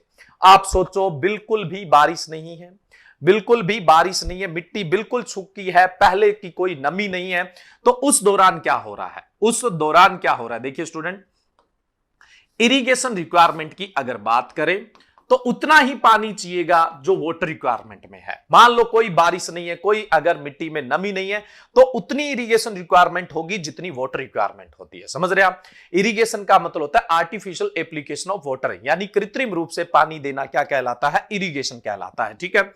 लेकिन अब जाहिर सी बात है, कुछ न कुछ तो बारिश होती है, इफेक्टिव रेनफॉल होता है, और कुछ न कुछ क्या है स्टूडेंट? यहां पे लगना था प्लस, यहां पे लगना था प्लस, हो सकता है आप इस वजह से कंफ्यूज। इफेक्टिव रेनफॉल प्लस क्या होगा? सोइल मॉइस्चर, कुछ मृदा में नमी है, ये आपको नहीं देना पड़ेगा, दोनों ही पानी। ये वाटर रिक्वायरमेंट में से माइनस कर दो, ये इरिगेशन रिक्वायरमेंट का फॉर्मूला है। या फिर आप इसको ऐसे भी लिख सकते हो, water requirement minus effective rainfall minus S, ऐसे भी लिख सकते हो। ये दोनों ही फॉर्मूले इरिगेशन रिक्वायरमेंट के हैं, ये दोनों ही इरिगेशन रिक्वायरमेंट के हैं। अगर यहां प्लस लगा दिया तो राइट आंसर क्या होगा? ए ऑप्शन है वो आपका राइट होगा, ए ऑप्शन है वो आपका राइट होगा। क्लियर है स्टूडेंट? बढ़े आगे अपने। विकास कुमार यादव, पहला दिन है भाई, कैसा है? क्लास ठीक चल रही है? Irrigation requirement, water requirement minus effective rainfall minus soil moisture कर दो तो इरिगेशन रिक्वायरमेंट का फॉर्मूला आ जाएगा, ठीक है भाई।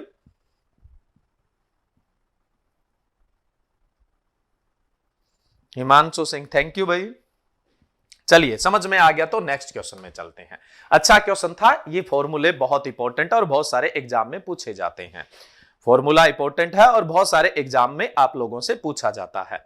नेक्स्ट है, true seed of sugarcane is known as, गन्ने का वास्तविक बीज को कहा जाता है। यहां पे एक ऑप्शन लिखना रह गया था, वो और लिख देता हूं मैं, सेट लिखना था। क्या लिखना था? सेट लिखना था, सेट, ठीक है। 5 ऑप्शन है आपके पास, राइट आंसर देना है क्या है? एसेंस है, बेरी है, और एकेंस ऑफ बेरी है, फुज है, और सेट है। बताओ क्या कहते हैं?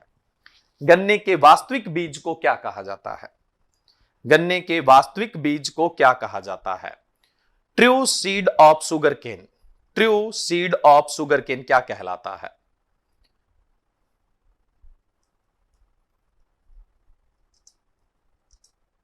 फटाफट बताओ भाई, वेरियस आंसर आ रहे हैं आपके, अलग अलग से आंसर देखने को मिल रहे हैं।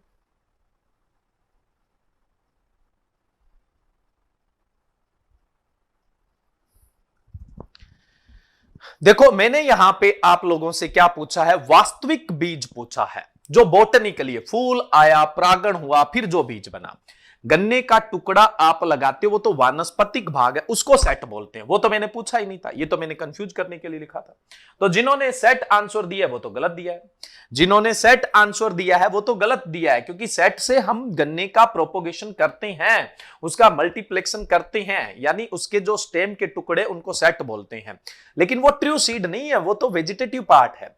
ट्रू सीड तो जो बोटनिकली बनेगा, पोलिनेशन के बाद बनेगा। तो आप ई ऑप्शन तो भूल जाइए, ई ऑप्शन तो भूल जाइए। अगर मैं बात करूं एसेंस, एसेंस बोलते हैं गुलाब के बीज को, है ना। किसके बीज को कहते हैं? गुलाब के बीज को एसेंस कहते हैं। बेरी तो एक फ्रूट टाइप है, बेरी क्या है? एक फ्रूट टाइप है। एकेंस ऑफ बेरी स्ट्रॉबेरी का फ्रूट टाइप है, एकेंस ऑफ बेरी है वो स्ट्रॉबेरी का फ्रूट टाइप है। एकेंस अपने आप में एक फ्रूट होता है जिसके अंदर एक सीड होता है जो पेरी कार्प से पूरे पेरी कार्प के ऊपर घिरा रहता है, ठीक है, लेकिन न्यूट्रिशन नहीं होता है, इसमें न्यूट्रिशन नहीं देता है। तो एकेंस की तो अलग बात है। एकेंस ऑफ बेरी तो एक स्ट्रॉबेरी का क्या है? फ्रूट टाइप है। और जो गन्ने का वास्तविक बीज होता है उसको फुज कहते हैं। गन्ने का जो बोटनिकली सीड होता है उसको हम क्या बोलते हैं स्टूडेंट? फुज कहते हैं। गन्ने के वास्तविक बीज को हम क्या कहते हैं? फुज कहते हैं। गन्ने के वास्तविक बीज को फुज कहा जाता है, ठीक है। गन्ने के वास्तविक बीज को क्या कहा जाता है? फुज कहा जाता है, ठीक है, फुज कहा जाता है। और जो सेट है वो कौन सा है? शुगर केन के स्टेम का जो टुकड़ा होता है उसको अपने क्या बोलते हैं? स्टेम बोलते हैं, ठीक है। और फूल को क्या कहते हैं वो तो सारे जानते ही हो, एरो। गन्ने के जो पुष्प क्रम होता है, इनफ्लोरेसेंस होता है, उसको क्या बोलते हैं भाई? गन्ने का जो इनफ्लोरेसेंस है उसको क्या कहा जाता है? बिल्कुल, फज कपास के बीजों के ऊपर जो छोटा छोटा रेशा होता है उसको भी कहते हैं।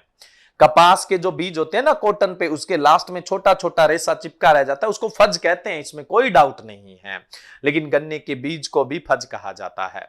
गन्ने के बीज को भी क्या कहा जाता है? फज कहा जाता है। Clear student? यहां पे चले नेक्स्ट अपने। कपास के जो बीज होता है कॉटन सीड, उस पे छोटा छोटा रेशा रह जाता है, उसको भी फज कहा जाता है, इसमें कोई डाउट नहीं है। लेकिन जो शुगर केन है उसको भी अपने क्या बोलते हैं? शुगर केन के बॉटनिकल सीड को, ट्रू सीड को भी अपने क्या बोलते हैं? फज कहते हैं। चले नेक्स्ट क्वेश्चन में। Next, which country are largest importer of floriculture product from India? कौन सा देश भारत से फूलों की खेती उत्पाद का सबसे बड़ा आयात है? यानी जो फ्लावर्स प्रोडक्ट है उनको सबसे ज्यादा इंपोर्ट करने वाली कंट्री कौन सी है? इंडिया से।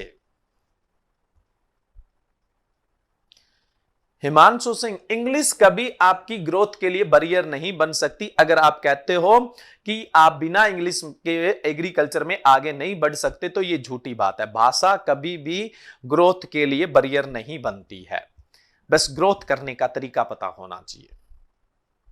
बताओ भी, कौन सा ऐसा देश है जो जनरली भारत से सबसे ज्यादा फ्लावर जो प्रोडक्ट है या फ्लोरिकल्चर के जो उत्पाद है वो सबसे ज्यादा इंपोर्ट करता है? सबसे ज्यादा इंपोर्ट करता है। बहुत बेहतरीन, सबसे ज्यादा इंपोर्ट करता है स्टूडेंट यूएस से। कितने परसेंट कर लेता है? लगभग 27%। दूसरा नंबर नीदरलैंड का है जो कितना करता है? 14%। तीसरा नंबर जापान का है, वो कितना परसेंट करता है? 13। तो बस 3 बहुत है, ज्यादा बताए हुए काम के नहीं, याद नहीं रहेंगे। तो राइट आंसर कौन सा है स्टूडेंट? ए ऑप्शन राइट है। राइट आंसर कौन सा होगा? ए ऑप्शन है वो आपका राइट है। क्लियर है? तो लार्जेस्ट जो इंपोर्टर है इंडिया से फ्लावर कमोडिटी के लिए वो यूएसए है, दूसरे नंबर का नीदरलैंड है और तीसरे नंबर का कौन सा स्टूडेंट? जापान। तीनों ही कंट्री आपको बेहतरीन ढंग से याद रखनी है, तीनों ही कंट्री आपको बेहतरीन ढंग से याद रखनी है, ठीक है। चले नेक्स्ट क्वेश्चन में। Organic product certification agency in India, Bharat में जैविक उत्पाद या उत्पादन प्रमाणन एजेंसी कौन सी है? भारत में जैविक उत्पाद का सर्टिफिकेशन कौन करता है? फटाफट बताओ भाई।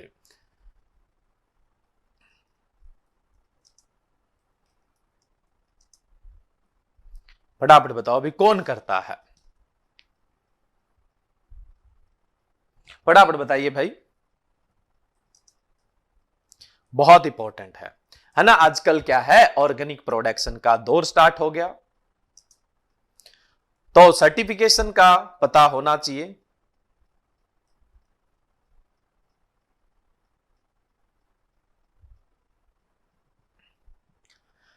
डी ए ए देखिए स्टूडेंट, ऑर्गेनिक प्रोडक्ट चाहे आप इंडस्ट्री में प्रोड्यूस कर रहे हैं, चाहे आप खेत में प्रोड्यूस कर रहे हैं, भी खेत से रॉ मटेरियल है उसको इंडस्ट्री में भी प्रोसेस करोगे, चाहे कोई इंडस्ट्री ऑर्गेनिक प्रोडक्ट है, चाहे अपने खेत का ऑर्गेनिक प्रोडक्ट है, तो उसको सर्टिफाइड प्रमाणीकरण कौन सी एजेंसी करेगी? भी प्रमाणीकृत किया होगा तभी तो लोग मानेंगे। बिना प्रमाणीकरण आप बोल दो कि मेरा प्रोडक्ट ऑर्गेनिक है, कोई नहीं मानेगा, चाहे 100% ऑर्गेनिक हो, कोई भी नहीं मानने वाला है। समझ रहे हैं आप? तो अब देखो, जाहिर सी बात है, आईसीआर ऑर्गेनिक प्रोडक्ट का सर्टिफिकेशन तो नहीं करता है। एक तो करता है पीजीएस इंडिया। कौन करता है? पीजीएस इंडिया करता है। पीजीएस इंडिया स्टार्ट हुआ था स्टूडेंट 2011 में। कब स्टार्ट हुआ था? 2011 में। अगर आप कोई खेत का उत्पाद या इंडस्ट्री का उत्पाद पीजीएस इंडिया से सर्टिफाइड करते हैं, सर्टिफाइड करवाते हैं, तो इंडिया में ऑर्गेनिक माना जाएगा, इंडिया में प्योरली ऑर्गेनिक माना जाएगा। लेकिन जब आप एक्सपोर्ट के बारे में सोचेंगे तो फिर उसको ऑर्गेनिक दूसरे देश वाले नहीं मानने वाले हैं, वो इसको, इस सर्टिफाइड को वैलिड नहीं मानेंगे। कहने का मतलब पीजीएस इंडिया जो है स्टूडेंट, वो डोमेस्टिक लेवल पे सर्टिफिकेशन का काम करता है, देश में, अपने देश के अंदर घरेलू स्तर पे है ना, सर्टिफिकेशन का काम करता है ऑर्गेनिक उत्पाद, चाहे खेती है चाहे अपना इंडस्ट्रियल उत्पाद है, लेकिन सर्टिफिकेशन तो करता है। बी भी ठीक है। और पीजीएस इंडिया कब स्टार्ट हुआ था? आप बोलेंगे 2011 के अंदर। National programming for organic production start हुआ था स्टूडेंट 2000 के अंदर। कब स्टार्ट हुआ था? 2000 के अंदर। काफी रेपुटेटेड प्रोग्राम है ये, काफी रेपुटेटेड प्रोग्राम है ये। और जो अदर कंट्री है, चाहे मैं यूएसडीए की बात कर लूं, United state department of agriculture, USA का डिपार्टमेंट है, चाहे स्विट्जरलैंड का है, चाहे पूरी यूरोपियन यूनियन का है, चाहे यूके का है, यूनाइटेड किंगडम का है, उन सब के साथ इसने पार्टनरशिप कर रखी है। ये जब सर्टिफाइड कर देता है तो वो इंडिया में तो ऑर्गेनिक माना ही माना जाएगा, इंटरनेशनल लेवल पर भी ऑर्गेनिक माना जाता है। तो इंटरनेशनल लेवल के लिए अगर आप ऑर्गेनिक सर्टिफिकेशन लेना चाहते हैं तो आपको सर्टिफिकेशन किससे लेना है? एनपीओपी से लेना है। किसे लेना है स्टूडेंट? एनपीओपी से लेना है, national programming for organic production से लेना है। कब स्टार्ट हुआ था? 2000 के अंडर में, 2000 में स्टार्ट हुआ था, वर्ष 2000 में स्टार्ट हुआ था। 10वीं पंचवर्षीय योजना स्टार्ट हुई थी, उसके साथ स्टार्ट हुआ था, ठीक है, 10th 5 ईयर प्लान के साथ ये स्टार्ट हुआ था। तो एनपीओपी है, ये इंटरनेशनल लेवल पे सर्टिफिकेशन करेगा, और पीजीएस इंडिया है, ये अपने डोमेस्टिक लेवल पर सर्टिफिकेशन का काम करेगी। यानी A and B both right answer है। तो राइट आंसर क्या होगा स्टूडेंट? इसका डी राइट होगा, डी राइट होगा। क्लियर है? यहां पे कोई दिक्कत, कोई इधर उधर के आपके जो भी क्वेश्चन आपके करियर के लेकर, कोई वैकेंसीज को लेकर, ये इन सब चीजों को लेकर जब अपनी क्विज एंड हो जाए उसके बाद, है ना, बीच में नहीं, बीच में किसी क्वेश्चन का रिप्लाई नहीं मिलने वाला आपको, बाद में जरूर मिलेगा, इसमें कोई डाउट नहीं है। तो एनपीओपी भी सर्टिफिकेशन करता है, इसका सर्टिफिकेशन इंटरनेशनल लेवल पे मान्य है। पीजीएस इंडिया का सिर्फ डोमेस्टिक मार्केट यानी इंडिया में ही मान्य है। राइट आंसर क्या होगा स्टूडेंट? यहां पर डी ऑप्शन है, वो आपका राइट होगा। क्लियर? बड़े आगे अपने। चलिए, हाँ, एक चीज, ये दोनों किसके अंडर में काम करते हैं? ये दोनों किसके अंडर में काम करते हैं? कोई बता सकता है? ये दोनों किसके अंडर में काम करता है? ये दोनों किसके अंडर में काम करते हैं भाई?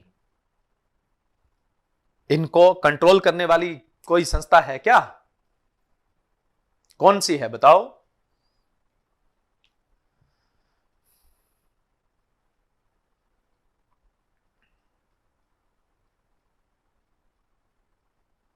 एपीडा, बिल्कुल ठीक है। एपीडा इनको क्या करती है? कंट्रोल करती है। ये एपीडा के अंडर में काम करते हैं। अब एपीडा की फुल फॉर्म बता दीजिए, और इतने में मैं अगला क्वेश्चन का बात कर लेता हूं। आजकल ऑर्गेनिक प्रोडक्शन को बढ़ावा देना सबकी प्रायोरिटी है, जरूरत भी है, क्योंकि केमिकल इतना यूज हो गया, हमारी हेल्थ पे बैड इफेक्ट इतना पड़ गया कि हमें ऑर्गेनिक की तरफ मूव करना चाहिए, ऑर्गेनिक की तरफ जाना चाहिए। तो एक और क्वेश्चन यहां ऑर्गेनिक से है, और अच्छा क्वेश्चन है। इज प्रिपेयर्ड, कौन सा product is prepared from 5 ingredients, जो 5 इंग्रेडिएंट से तैयार होता है? Cow dung 1, cow urine 2, cow milk 3, curd cow का घी 4 और काउ का घी 5, है ना। Cow dung 1, cow urine 2, cow milk 3, cow curd 4 और काउ घी 5। एक्ट हैज बायो इनहेंसर, जो वर्दी कारक की तरह काम करेगा। कंटेंट्स हार्मोन, मतलब इसमें हार्मोन्स होते हैं जो वर्दी कारक की तरह काम करेंगे। माइक्रो और मैक्रो न्यूट्रिएंट्स भी प्रदान करता है, सूक्ष्म और वृहद पोषक तत्व भी प्रदान करता है। इनमें से कौन सा प्रोडक्ट है? 5 संगठनों से तैयार किया जाता है, जैसे गाय का गोबर, गाय का मूत्र, गाय का दूध, गाय का दही, गाय के घी, जो जीव वर्धी कारक के रूप में यानी एक तरह से बायो प्लांट ग्रोथ रेगुलेटर के रूप में कार्य करता है, हार्मोन देता है, साथ साथ में सूक्ष्म और वृहद पोषक तत्व है वो प्रदान करता है। वो इनमें से कौन सा उत्पाद है? ऑप्शन है जीवा अमृता, जीव अमृता, जीव अमृत और बीजामृत, अमृत पानी और पंचगव्य। अगर आप चारों ऑप्शन ढंग से पढ़ें तो एक आपको ऑप्शन अपने आप ही मिल जाएगा, पंचगव्य। जो गाय के 5 उत्पाद से तैयार हुआ है वो पंचगव्य है।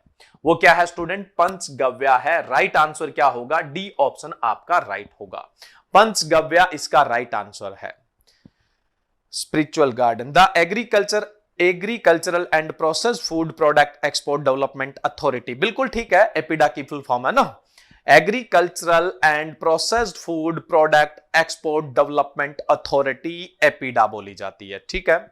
ये पंचगव्य जो है ये organic farming, zero budget farming, natural farming, इन सब के अंदर काम आता है, ठीक है। बाकी ऑप्शन जीवामृत है, बीजामृत है और अमृत पानी है। अब इनके भी कंपोजिशन की बात कर लेते हैं। आजकल ऑर्गेनिक फार्मिंग का क्रेज है, क्या पता इसका भी क्वेश्चन आप लोगों से पूछ लिया जाए। तो चलिए देखो स्टूडेंट, अगर सबसे पहले मैं बात करूं आपसे जीव अमृत की, जीव अमृत किससे बनता है? देखो जीव अमृत में क्या क्या होता है? पानी होता है 200 लीटर, 10 किलो काऊ डंग होता है, 1 किलो कोई भी लेग्यूम है उसका आटा, लेकिन सबसे बढ़िया या तो लेंटिन का या फिर ग्राम का, चने का, है ना, बेसन है वो। उसके अलावा 1 किलो जगरी यानी गुड़ अपने काम में लेंगे और 5 लीटर काऊ यूरिन काम में लिया जाता है और 1 मुट्ठी जो जीवित मिट्टी होती है, कहने का मतलब जिसमें माइक्रो ऑर्गेनिज्म एक्टिविटी अच्छी होती है, इनसे तो बनता है जीव अमृत बनता है। क्या बनता है? ये जीव अमृत का संगठन है, इसका स्क्रीनशॉट ले लेना, काम आएगा। जीव अमृत का संगठन ये होता है। ये काम क्या आते हैं वो बाद में कभी बताएंगे। एक मैं बात करूं बीज अमृत की बात करें तो बीज अमृत जो है वो किससे बना होता है? 5 किलो काऊ डंग यानी काऊ डंग लेंगे आप और काऊ यूरिन लेंगे और पानी लेंगे, इन तीनों से जो बना होता है वो बीजामृत बना होता है। काऊ डंग यानी गाय का गोबर, काऊ यूरिन यानी गाय का मूत्र और पानी, इन तीनों से मिलकर क्या बनता है? बीजा अमृत बनता है। एक था अमृत पानी। अमृत पानी में क्या क्या डाला जाता है स्टूडेंट? इसके अंदर पानी होता है 200 लीटर, काऊ डंग होता है 10 किलो, हनी और जगरी जो है वो 500 ग्राम होता है, या तो हनी लीजिए या गुड़ लीजिए, और देसी काऊ घी होता है। वो देसी काऊ घी है तो सबसे बढ़िया है, नहीं है तो फिर मस्टर्ड ऑयल 250 ग्राम पर ml के हिसाब से आप इसमें यूज करोगे तो ये बन जाएगा अमृता पानी। क्या बन जाएगा? अमृता पानी, है ना। सॉरी, ग्राम्स या ml में लोगे, ग्राम या ml में लोगे, देसी काऊ घी या मस्टर्ड ऑयल है। वाटर पानी 200 लीटर, काऊ डंग गाय का गोबर 10 किलो, या तो शहद ले लो या गुड़ ले लो 500 ग्राम, और देसी काऊ घी है तो सबसे बढ़िया, नहीं तो मस्टर्ड सरसों का ऑयल ले लो 250 ml यानी लगभग पाव के आसपास ले लीजिए, ठीक है। तो इससे बन जाता है अमृत पानी। तो ये सब का मैंने आपको संगठन बता दिया है।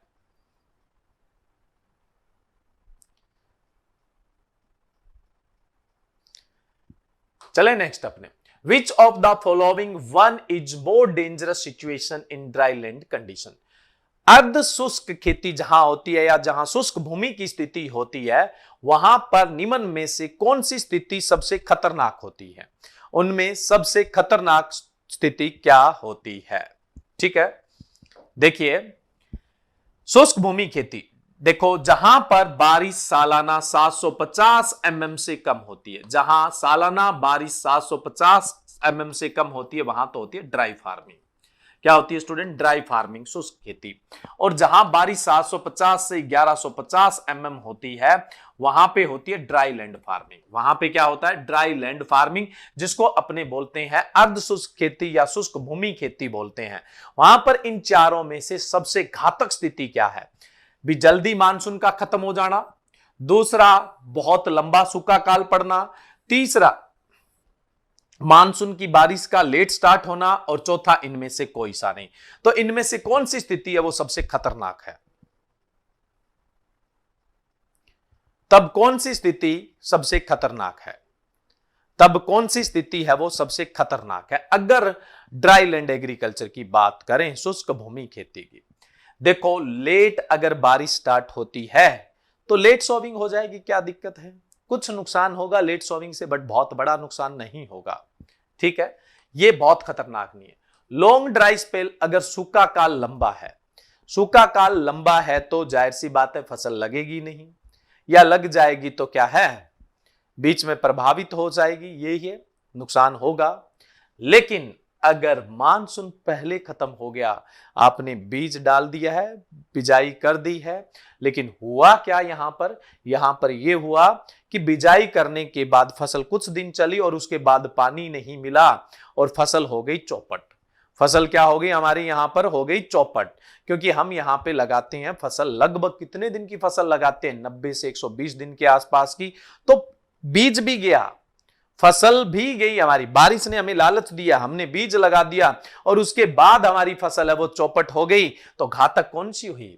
घातक हुई अर्ली विड्रॉल ऑफ रेनफॉल, बारिश का जल्दी खत्म होना ड्राई लैंड फार्मिंग, क्योंकि फसल पकाव तक नहीं पहुंच पाएगी।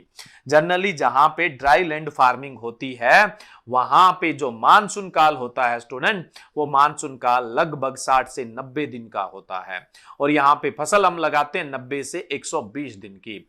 और मानसून यानी बारिश होगी 60 दिन से पहले ही खत्म, लास्ट में फसल को पानी नहीं मिला, कुछ मैनेजमेंट का भी खर्चा लग गया, बीज का भी लग गया है ना, सोविंग का भी लग गया, टिलेज का भी लग गया, और हाथ नहीं लगा कुछ भी, तो जल्दी बारिश खत्म होना बहुत खतरनाक स्थिति है ड्राई लैंड फार्मिंग के लिए। तो इस क्वेश्चन में राइट आंसर क्या होगा? ए ऑप्शन राइट आएगा, ए ऑप्शन है वो राइट आएगा। क्लियर है स्टूडेंट? चलिए नेक्स्ट अपने बात करते हैं, variety of lentil suitable for flood condition, बाढ़ की स्थिति के लिए मसूर की उपयुक्त किस्म कौन सी है? लेंटिल की बाढ़ वाली स्थितियों के लिए सबसे बढ़िया किस्म कौन सी है? सबसे बढ़िया किस्म कौन सी है? नीतू यादव, जब कंप्लीट हो जाए अपनी क्विज उसके बाद क्वेश्चन पूछ लीजिएगा, बीच में नहीं। बताओ, बाढ़ की स्थिति के लिए लेंटिल की सबसे उपयुक्त किस्म कौन सी है? कई बार एग्जाम में पूछ लिया जाता है, कई बार एग्जाम में ये क्वेश्चन पूछ लिया जाता है, ठीक है, इंपॉर्टेंट है, और जिन्होंने पढ़ रखा है उनके लिए बिल्कुल सिंपल सा है। फटाफट बताओ भी राइट आंसर क्या होगा यहां पे स्टूडेंट? यहां पे राइट आंसर होगा पुस्सा 6। बाढ़ जैसी स्थिति के लिए लेंटिल की पुस्सा 6 वैरायटी है वो सबसे उपयुक्त है। राइट आंसर क्या होगा स्टूडेंट? ए ऑप्शन राइट होगा। चलिए नेक्स्ट अगले क्वेश्चन में चलते हैं। Heating of oat to maintain moisture storage is called as, भंडारण के लिए जो जई होती है उसमें नमी कम करने के लिए उसकी हीटिंग करते हैं, उस प्रोसेस को क्या कहते हैं, ताकि स्टोरेज उसका अच्छा हो जाए, ताकि उसका स्टोरेज है वो अच्छा हो जाए। बताओ उस प्रक्रिया को हम क्या बोलेंगे? किलिंग बोलेंगे, ब्रिकिंग बोलेंगे, स्टिकिंग बोलेंगे, बर्निंग बोलेंगे, क्या बोलेंगे? लाखन सिंह नमस्ते भाई।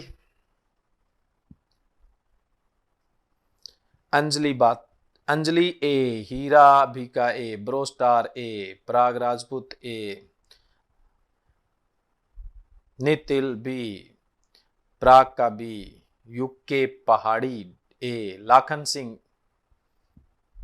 राम राम भाई, शहर का भूत B, Rahul Giri D, Palak Chaudhary B, Rinku Meena D, Ajay Pawar D, Sajan Shah A. चलिए स्टूडेंट मैं बता देता हूं, किलिंग बोलते हैं। क्या बोलते हैं स्टूडेंट? किलिंग। राइट आंसर होगा ए। मोस्ट ऑफ स्टूडेंट ने सही आंसर दिया था। Right answer A, killing right answer होगा। Clear student? चले नेक्स्ट क्वेश्चन में। नेक्स्ट क्वेश्चन है student, Indian journal of agronomy is published by, Indian journal of agronomy किसके द्वारा प्रकाशित किया जाता है? आईसीआर के द्वारा, ASHS के द्वारा, ISA के द्वारा, ISHS के द्वारा। बताओ किसके द्वारा इंडियन जर्नल ऑफ एग्रोनॉमी है वो पब्लिश किया जाता है? फटाफट बताओ।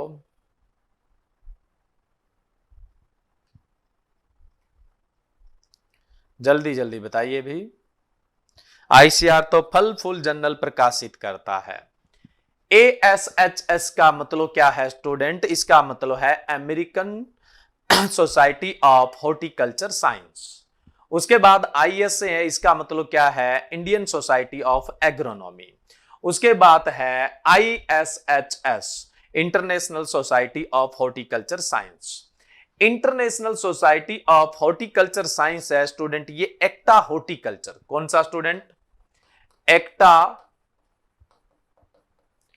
हॉर्टिकल्चर जो जर्नल है वो प्रकाशित करता है। ठीक है। आईसीआर है ये करता है फल फूल करता है। ठीक है। उसके अलावा American society of horticulture science है ये जनरली हॉट साइंस के नाम से एक जर्नल पब्लिश करता है। किस नाम से? हॉट साइंस के नाम से करता है। अब तो आप उत्तर सही दे दीजिए, अब तो आप आंसर है वो सही दे दीजिए। इंडियन सोसाइटी ऑफ एग्रोनॉमी है वो इंडियन जर्नल ऑफ एग्रोनॉमी है, उसका प्रकाशन करती है, उसका पब्लिकेशन करती है।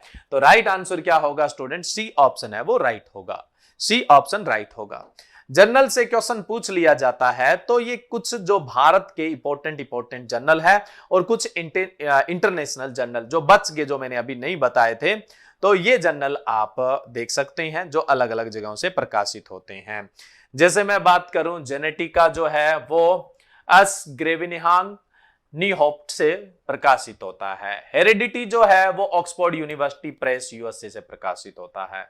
यूफाइटिका जो है वो स्प्रिंजर जो है और कुलोवर्स है उनसे प्रकाशित होता है। जर्नल ऑफ एग्रीकल्चर साइंस ये कैम्ब्रिज प्रेस से। प्लांट सेल टिश्यू और कल्चर है ये स्प्रिंगर और क्लोवर से होता है।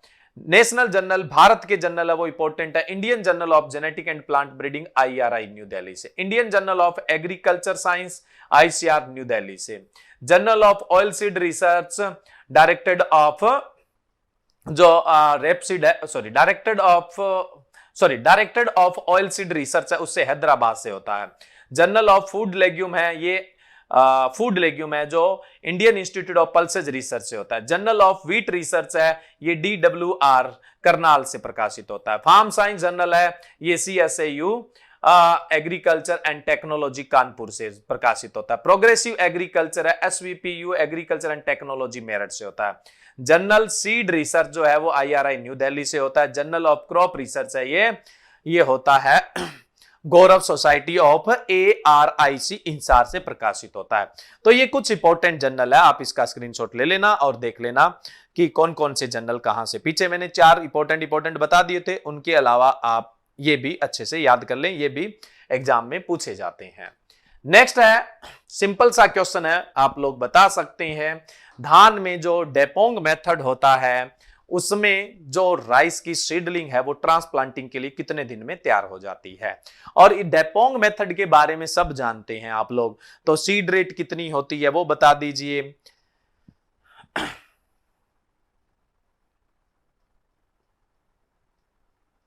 सीडलिंग कितनी तैयार जल्दी, तो देखो ये फास्टेस्ट मेथड है सीडलिंग तैयार करने का। और इसमें सीडलिंग कितने दिन में तैयार हो जाती है स्टूडेंट? 11 से 14 दिन में। कितने दिन में तैयार हो जाती है? 11 से 14 दिन में हो जाती है। बी ऑप्शन राइट है। बाकी स्टूडेंट जो और मेथड है उनमें लगभग 21 से 28 दिन लगते हैं। और मेथड में कितना टाइम लगता है? 21 से 28 दिन का टाइम लगता है। और जो डेपोंग मेथड है इसमें कितना टाइम लगता है? इसमें सिर्फ 11 से 14 है। बताइए डेपोंग मेथड में सीड रेट कितनी लगती है? 2-3 क्वेश्चन पूछ लेता हूं, आपको पता है ये बहुत सिंपल है। डेपोंग मेथड में 1 हेक्टर के लिए सीड रेट कितनी लगती है? 1 हेक्टर के लिए सीड रेट कितनी लगती है? 1 हेक्टर में सीड रेट कितनी लगती है? 1 हेक्टर के लिए वो पर मीटर स्क्वायर तो मुझे भी पता है, पर मीटर स्क्वायर में 3 से 4 किलो बीज देते हैं, ज्यादातर 3 किलो ही है, 3 से 4 किलो बीज लगता है। मैं तो कह रहा हूं 1 हेक्टर में कितना बीज लगता है?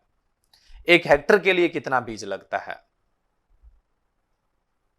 1 हेक्टर के लिए 1 वर्ग मीटर में 3 किलो सबने पढ़ा है, 3 से 4 किलो।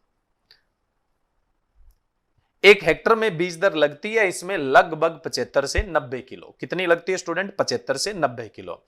अब बताओ डेपोंग मेथड किसने विकसित किया था? डेपोंग मेथड है वो डेवलप किसने किया है? डेपोंग मेथड डेवलप किसने किया है? डेपोंग मेथड डेवलप किसने किया? बताओ भाई। डेपोंग मेथड किसने डेवलप किया है, ये भी तो बताओ फटाफट।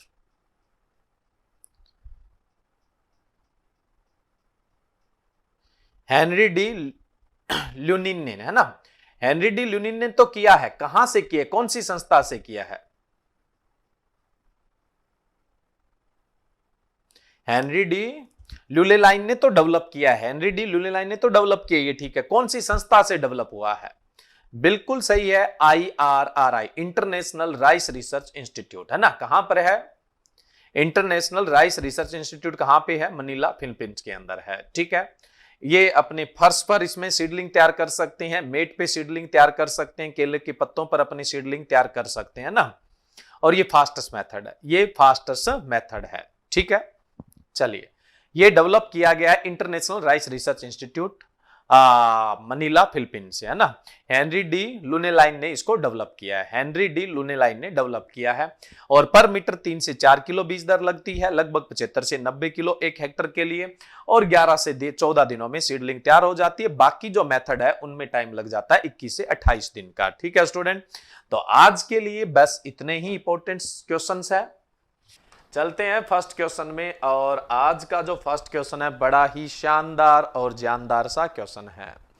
क्वेश्चन है, which hormone working as a anti auxin hormone, auxin के विरुद्ध काम करने वाला हार्मोन है। ऑक्सिन के विरुद्ध काम करने वाला हार्मोन पूछा गया है आपसे, और ऑप्शन है आपके पास टीबा, टीबा को आप बोलते हैं 2,3,5 ट्राई आइडोबेंजोइक एसिड। दूसरा ऑप्शन है स्टूडेंट आपके पास NPA, इनके पूरे नाम भी याद रख लेना, काम आएंगे। 1 नेप्टाइल नेप्टिल पैथोलेमिक एसिड, और तीसरा है PCIB, पी क्लोरोफिनॉक्सी आइसोब्यूटारिक एसिड, और डी ऑप्शन है ऑल ऑफ दिस। तो बताइए स्टूडेंट, इनमें से एंटी ऑक्सिन हार्मोन कौन सा है, यानी कहने का मतलब ऑक्सिन हार्मोन के प्रतिरोधी हार्मोन कौन सा है, विपरीत काम करने वाला हार्मोन कौन सा है?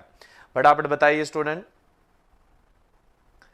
देखिए स्टूडेंट, टीबा, टीबा का यूज हम करते हैं टिपिंग या निपिंग के लिए, टिपिंग या निपिंग के लिए। एक्चुअल में ऑक्सिन क्या करता है, पौधे के शीर्ष भाग में बनता है, यानी एपिकल बड में, सूट के एपिकल बड में सिंथेसाइज होता है, यानी पौधे के शीर्ष भाग में संश्लेषित होता है।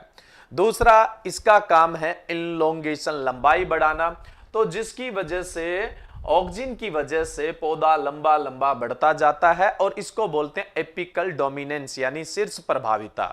क्या बोलते हैं? एपिकल डोमिनेंस, यानी शीर्ष प्रभाविता। Clear student?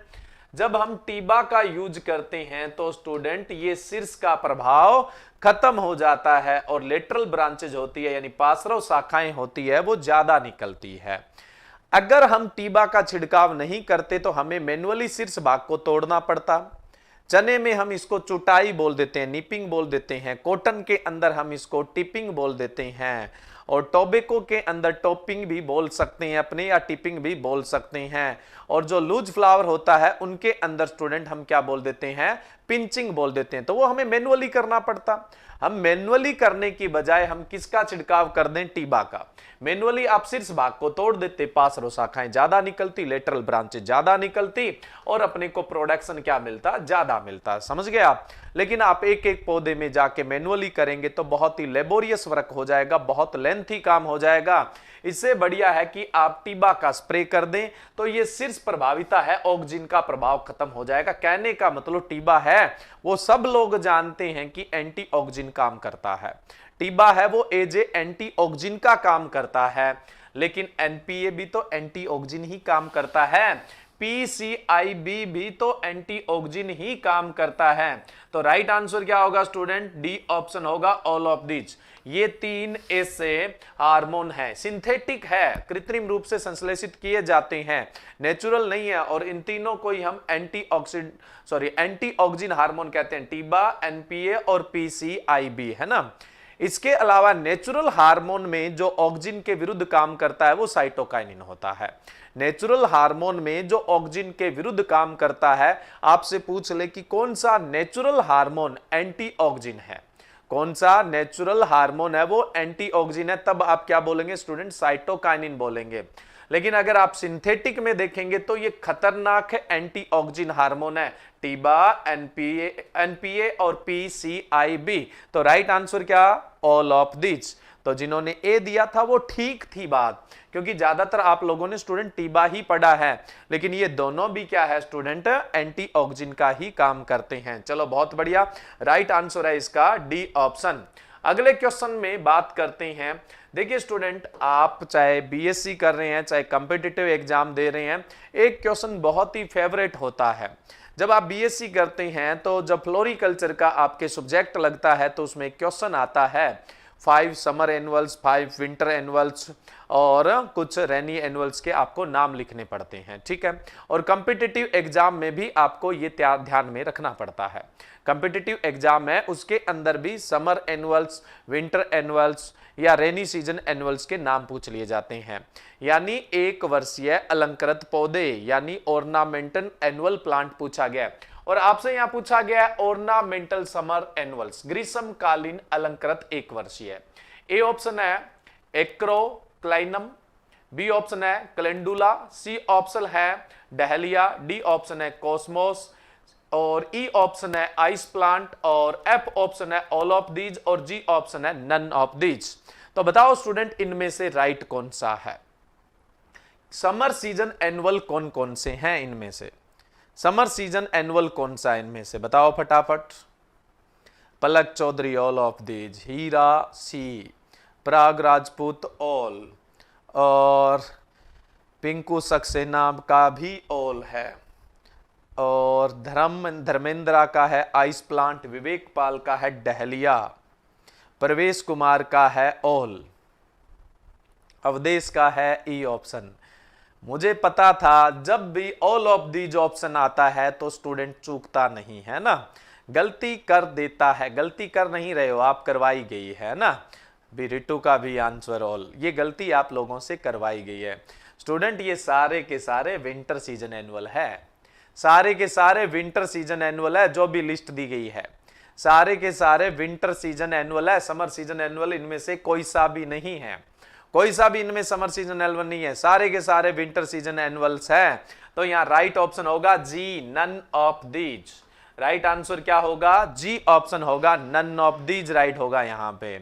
और सबने ऑल देखा जी, ऑल ऑल ऑल, है ना, ऐसे काम नहीं चलने वाला है। तो राइट आंसर कौन सा है स्टूडेंट, यहां पे जी ऑप्शन है वो आपका राइट है। नन ऑफ दीज, ये सारे के सारे विंटर एनुअल्स हैं। और ज्यादा जानकारी देखना चाहते हैं तो आप यहां पर देख सकते हैं, मैंने ऊपर देखो तीनों ही सीजन के एनुअल दे रखे हैं और ये आपके कॉम्पिटिटिव एग्जाम में और आपके सेमेस्टर के एग्जाम में आपसे पूछे जाते हैं। समर सीजन एनुअल्स कौन कौन से हैं, जीनिया है, कोचिया है, पोर्चुलिका है, और थियोनिया है, गेलार्डिया है, सनफ्लावर है, कॉस्मोस है, गोम्प्रीना है और कोरियोप्सिस है, ठीक है। वहीं पर मैं रेनी सीजन की बात करूं तो बाल्सम है, कॉक्सकॉम है, एमरेंथस, गेलार्डिया और उसके अलावा टोर्निया और गोम्प्रीना है।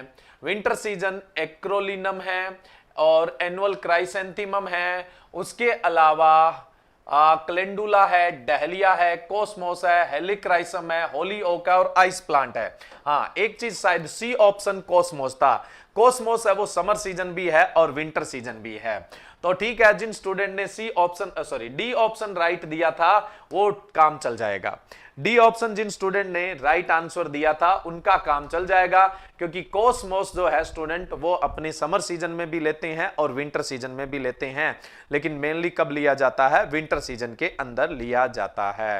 ठीक है स्टूडेंट, चलिए नेक्स्ट चलते हैं। ये अच्छे से सारे के सारे नोट कर लेना, आपके एग्जाम में काम आएंगे। ये सारे के सारे अच्छे से नोट कर लेना, ये आपके एग्जाम में काम आएंगे। ठीक है, कॉम्पिटिटिव एग्जाम में भी पूछे जाते हैं और थ्योरेटिकल एग्जाम है और इवन प्रैक्टिकल एग्जाम में भी पूछे जाते हैं, और खास करके जिनके पास हॉर्टिकल्चर सब्जेक्ट है उनसे तो पूछा ही जाएगा।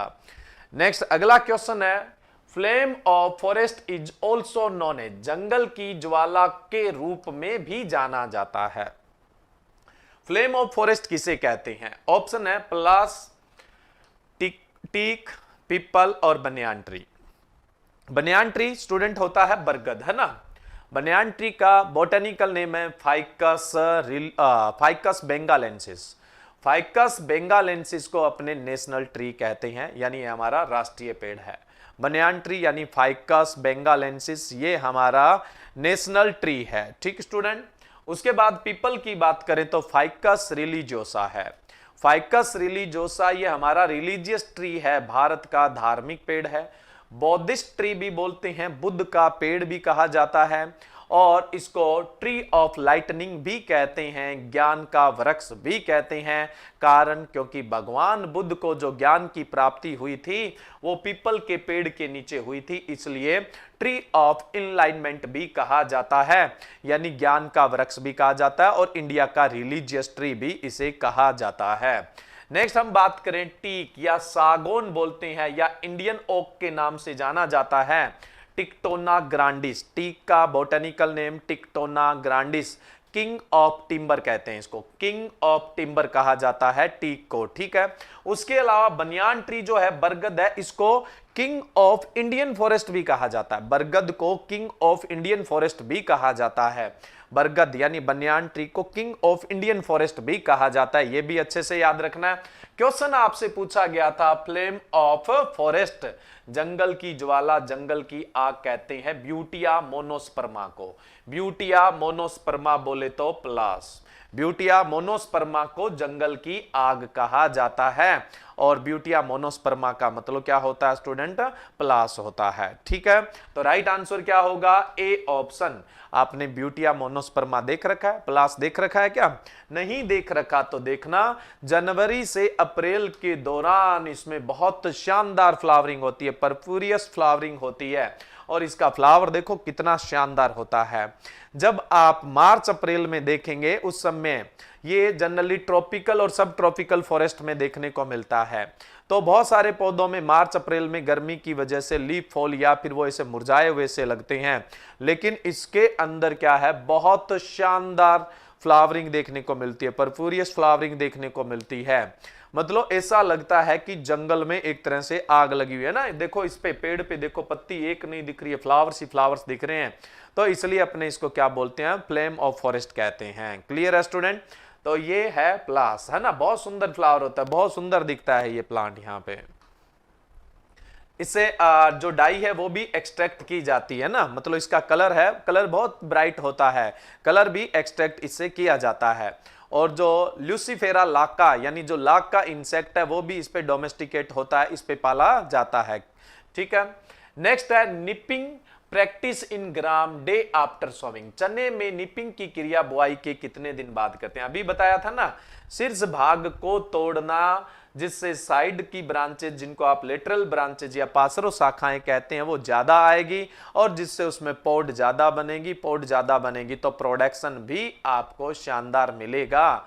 तो निपिंग कब करना चाहिए? ए ऑप्शन है 20 days after sowing, B option है 28 days after sowing, C option है 50 to 60 डेज आफ्टर सोविंग, और डी ऑप्शन है 40 to 50 डेज आफ्टर सोविंग।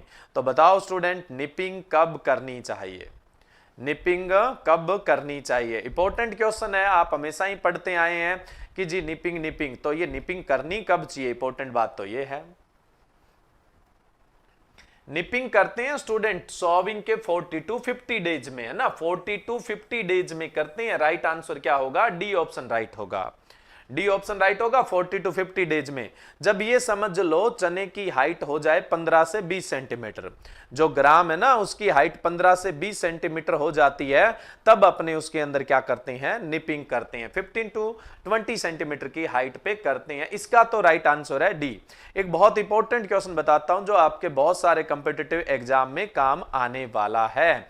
चलिए स्टूडेंट देखो, जो लूज फ्लावर प्रोडक्शन करने के लिए हम शीर्ष भाग को तोड़ते हैं, कट फ्लावर उत्पादन करना है, वो डंडी के साथ वाला फ्लावर, कट फ्लावर प्रोडक्शन करना है, तब तो आप डिसबडिंग करते हैं। तब क्या करते हैं? डिसबडिंग करते हैं, यानी पौधे पर आपको जनरली 2 से 3 ही फ्लावर लेने हैं, तो उससे ज्यादा एक्स्ट्रा बड आ गई, उनको रिमूव करना क्या कहलाता है? डिसबडिंग कहलाता है। क्लियर है? लेकिन जब आपको लूज फ्लावर लेने हैं, बिना डंडी के फ्लावर्स लेने हैं, तब आपको पिंचिंग करनी होती है।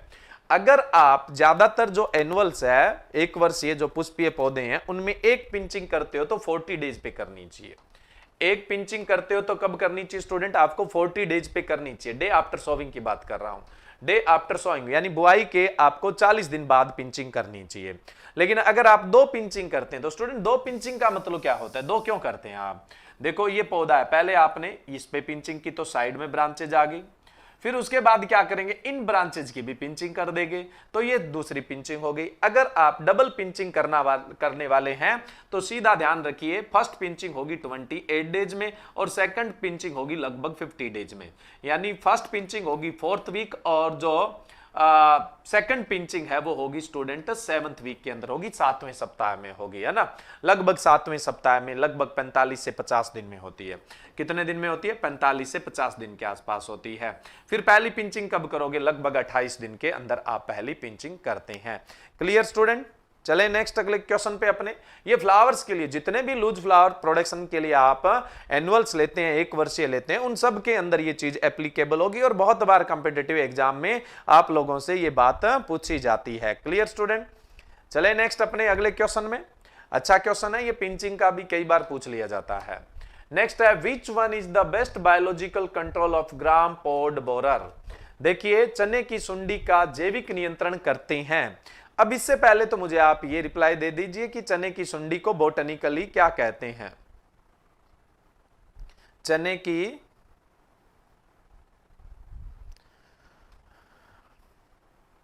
जो सुंडी होती है उसको सॉरी जूलॉजिकली क्या कहते हैं?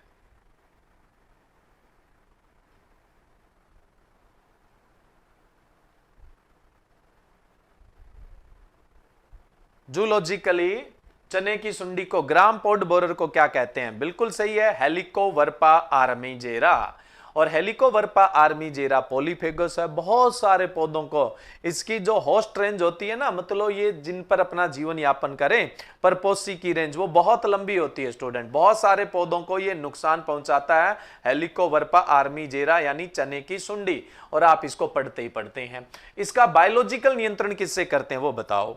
इसका बायोलॉजिकल कंट्रोल किससे करते हैं? अंजलि का ए आंसर है, रवि का, रविंद्र भारतीय का भी ये है, रिंकू मीणा, अंजलि का एनपीवी, पलक चौधरी बी, विनोद, अजीत, प्राग राजपूत, अंजलि नेगी। देखिए स्टूडेंट, जो चने की सुंडी है उसका अगर आप बायोलॉजिकल कंट्रोल करते हैं तो एनपीवी यूज करते हैं, यानी न्यूक्लियर पॉलीहाइड्रोसिस वायरस, यानी इस वायरस का उस पर अटैक करवा देते हैं। 250 से 500 LE यानी लार्वा इक्विवेलेंट की रेंज आप देते हैं तो सुंडी का नियंत्रण हो जाएगा, बिल्कुल हो जाएगा। इस चने की सुंडी के अंडों को मारने के लिए एग पैरासाइटोइड आप काम में लेते हैं, ट्राइकोग्रामा चिलोनिस, है ना। और इसके लार्वा को मारने के लिए आप पैरास्टोइड्स काम में लेते हैं, कोस्मोप्लेटिस क्लोराइडी। ये भी एक इंसेक्ट है, ये भी एक इंसेक्ट है, एक ये भी इंसेक्ट है, और इंसेक्ट को ही मारने का काम करते हैं और ये चने की सुंडी के लिए प्रभावी है। इन तीनों का उपयोग भी हम क्या करते हैं? चने की सुंडी के नियंत्रण के लिए, यानी जो ग्राम पोड बोरर है उसके बायोलॉजिकल कंट्रोल में इन तीनों का ही यूज करते हैं। और अच्छे से चाहे आप इसका स्क्रीनशॉट ले लीजिए, चाहे आप इसको याद रख लीजिए, बहुत इंपॉर्टेंट क्वेश्चन है। जो चने की सुंडी है, ग्राम पोड बोरर है, ये खतरनाक इंसेक्ट है, आप जानते हैं, पॉलीफेगस स्वभाव का है और इसका बायोलॉजिकल कंट्रोल बहुत इंपॉर्टेंट होता है और ये एक मोस्ट इंपॉर्टेंट क्वेश्चन में से क्वेश्चन है, ठीक है। तो इसका स्क्रीनशॉट ले लेना, काम आएगा, क्योंकि मोस्ट ऑफ स्टूडेंट ने इसका आंसर सिर्फ एक ही दिया था, ए ऑप्शन, डी तक कोई पहुंचा ही नहीं था। तो स्टूडेंट क्वेश्चनों में मजा आ रहे हैं तो लाइक में आप कंजूसी न करें, फटाफट लाइक करें और अगले क्वेश्चन पे अपने चलें। अगला क्वेश्चन है student, which one is leading country of largest consumer of flower product? कौन सा फूल उत्पाद के सबसे बड़े उपभोक्ता का अग्रणीय देश है? यानी जो फ्लावर्स के प्रोडक्ट्स है, फूलों के उत्पाद है, उनका सबसे ज्यादा उपभोग करने वाली कंट्री कौन सी है, ये पूछा गया है। उपभोग करने वाली सबसे मतलब लीडिंग कंट्री कौन सी है? ए ऑप्शन दिया हुआ है स्टूडेंट यूएसए, यूएसए तो सबसे बड़ी इंपोर्टर कंट्री है, इस पूरी दुनिया से सबसे ज्यादा फ्लावर इंपोर्ट करने वाली कंट्री है यूएसए। लगभग ग्लोबल ट्रेड का 20% है वो यूएसए इंपोर्ट करता है। भारत से भी सबसे ज्यादा यूएसए इंपोर्ट करता है। भारत से भी सबसे ज्यादा कौन इंपोर्ट करता है? यूएसए इंपोर्ट करता है। ठीक है, कल की क्विज के अंदर मैंने बताया था आप लोगों को। और पूरे विश्व में सबसे ज्यादा फ्लावर का जो सबसे बड़ा इंपोर्टर है, आयातक देश है, वो यूएसए है। इटली की बात करूं अगर मैं, तो इटली जो है वो कट ग्रीन मैंने कल की क्लास में आपको बताया था ना, कट ग्रीन दुनिया का नंबर 1 कट ग्रीन आप लोगों को बताया था। याद आया क्या आपको? दुनिया का नंबर 1 कट ग्रीन कौन सा बताया था? फटाफट पहले ये आंसर दो, दुनिया का नंबर 1 कट ग्रीन कौन सा बताया था? कल ही बताया था मैंने आपको लास्ट क्लास के अंदर ना, कई दिनों बाद अपनी कल क्लास स्टार्ट हुई थी, कई दिनों बाद अपनी क्लास स्टार्ट हुई थी, और उसके अंदर मैंने बताया था दुनिया का नंबर 1 कट ग्रीन कौन सा है। याद आया या नहीं आया?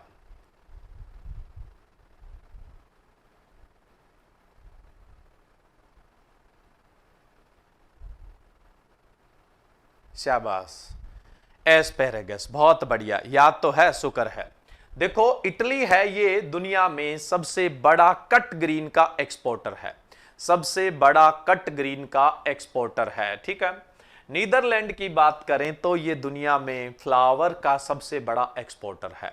दुनिया में सबसे बड़ा फ्लावर का एक्सपोर्टर, निर्यातक देश है वो नीदरलैंड है। लेकिन सबसे ज्यादा फ्लावर प्रोडक्ट उपभोग करने वाली कंट्री है जर्मनी। कौन सी है स्टूडेंट? जर्मनी। राइट आंसर क्या होगा? बी ऑप्शन होगा। सबसे ज्यादा फ्लावर प्रोडक्ट कंज्यूम करने वाली जो कंट्री है, यानी सबसे ज्यादा जो पुष्प उत्पाद है उनका उपभोग करने वाली कंट्री है, वो कौन सी है? जर्मनी है। ठीक स्टूडेंट, नेक्स्ट चलें अगले क्वेश्चन में। विच वन इज रॉन्ग स्टेटमेंट? निम्न में से गलत कथन है। यहां पे आपके सामने 5 कथन है और स्वाभाविक है कि इनमें एक कथन गलत है। वो कौन सा है? 1 बाय 1 बात करते हैं। पहला कथन ये कहता है कि दुनिया में सबसे ज्यादा खाई जाने वाली दाल कौन सी है? 1 नंबर पे राजमा बताई गई है, 2 नंबर पे फील्ड पी है ना, पाइसम स्टाइवम वेराइटी अर्वेंसिस बताई गई है, और तीसरा ग्राम यानी चना बताया गया है। विश्व की पहली दाल राजमा, दूसरे नंबर की फील्ड पी, और तीसरी ग्राम यानी चना। वर्ल्ड लीडिंग पल्सेज, दूसरा क्वेश्चन भी, दूसरा स्टेटमेंट भी है कि दुनिया की सबसे ज्यादा खाई जाने वाली दाल राजमा है, दूसरी ग्राम यानी चना है, और तीसरी कौन सी है? Field P. फील्ड पी बोले तो जो फील्ड मटर होती है। ठीक है, नेक्स्ट, इंडिया की लीडिंग पल्सेज बोला गया है कि पहली तो ग्राम है, चना है, दूसरी रेड ग्राम यानी अरहर है, और तीसरी ग्रीन ग्राम यानी मूंग है। वर्ल्ड लीडिंग सीरियल जो है दुनिया के जो मुख्य अनाज है, पहले नंबर पे गेहूं है, दूसरे पे राइस है, और तीसरे पे मक्का है। चौथा स्टेटमेंट है कि इंडिया के अंदर जो लीडिंग सीरियल है, पहले नंबर पे राइस है, दूसरे पे व्हीट है, और तीसरे पे मेज है। पहले पे राइस है, दूसरे पे व्हीट है, और तीसरे पे मेज। राइस यानी धान, व्हीट यानी गेहूं, मेज यानी मक्का। तो बताइए कि इनमें से कौन सा स्टेटमेंट आपको गलत लग रहा है? कौन सा स्टेटमेंट है वो गलत लग रहा है?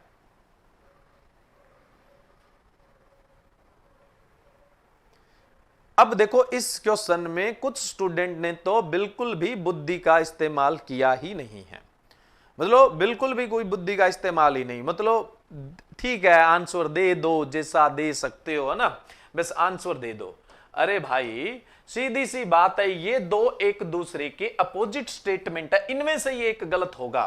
फिर ये डी वाले कहां से आ रहे हैं भाई? डी क्यों आ रहे हैं?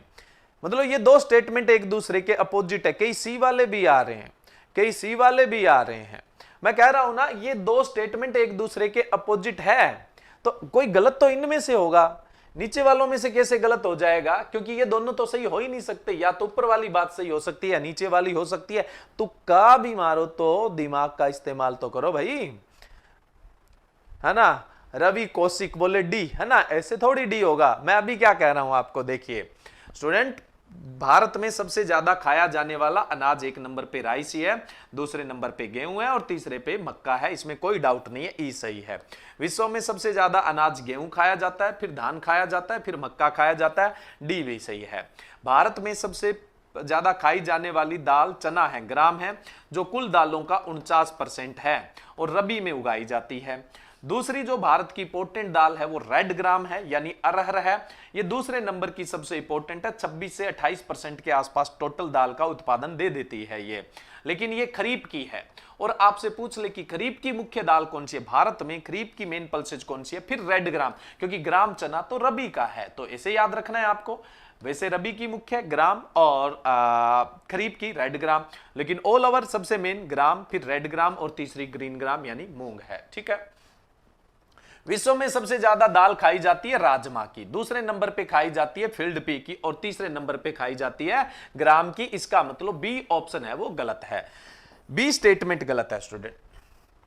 कौन सा स्टेटमेंट गलत है, बी स्टेटमेंट है वो गलत है। क्लियर है यहां पे। तो इस तरह से आंसर दिया करो। कई बार आप क्या है कि जो मतलब ही नहीं है जिस आंसर का वो भी आंसर देते हो, इसका मतलब आप बुद्धि का इस्तेमाल नहीं कर रहे हैं। राइट आंसर इस क्वेश्चन का बी ऑप्शन है, यानी बी ऑप्शन, बी स्टेटमेंट गलत दिया हुआ है और आपसे यहां सही स्टेटमेंट पूछा गया था। सही स्टेटमेंट है वो आप लोगों से पूछा गया था। Clear student. नेक्स्ट क्वेश्चन में चले। Which type of wall head use in tractor, tractor के अंदर किस तरह का वॉल हेड काम में लिया जाता है, ट्रैक्टर में किस तरह का वॉल हेड काम में लेते हैं, कौन से प्रकार के वॉल हेड ट्रैक्टर में काम लेते हैं। जो सिलेंडर होता है उसको उसके अंदर वॉल होते हैं। एक तो इनलेट वॉल होता है, इनलेट वॉल से क्या होता है, जैसे डीजल इंजन है तो उसके अंदर से एयर जाती है, और पेट्रोल इंजन होता है तो डीजल प्लस एयर दोनों मिक्स होकर जाते हैं। ठीक है। एक होता है एग्जॉस्ट वॉल, यानी जो सिलेंडर होता है उसमें आग लगने के बाद, यानी उसमें कहने का मतलब कि जो कॉम्बिशन होने के बाद, दहन होने के बाद जो कार्बन बचता है उसको निकालने के लिए एक होता है एग्जॉस्ट वॉल, यानी बाहर करने वाला। तो ये दोनों वॉल ऊपर किस तरह से सेट होते हैं, ये जैसे सेट होते हैं उसके हिसाब से इनको नाम देते हैं। एल हेड, एल हेड को हम साइड वॉल इंजन भी कहते हैं या साइड वॉल हेड भी कहते हैं, क्योंकि इसमें एक ही तरफ दोनों वॉल होते हैं। इनलेट वॉल और एग्जॉस्ट वॉल दोनों एक ही तरफ होते हैं। टी हेड, इसमें एक तरफ तो इनलेट वॉल होता है और दूसरी तरफ एग्जॉस्ट वॉल होता है, ये टी हेड है। तीसरा आई हेड होता है, चौथा एफ हेड होता है और ई ऑप्शन है वो एच हेड है।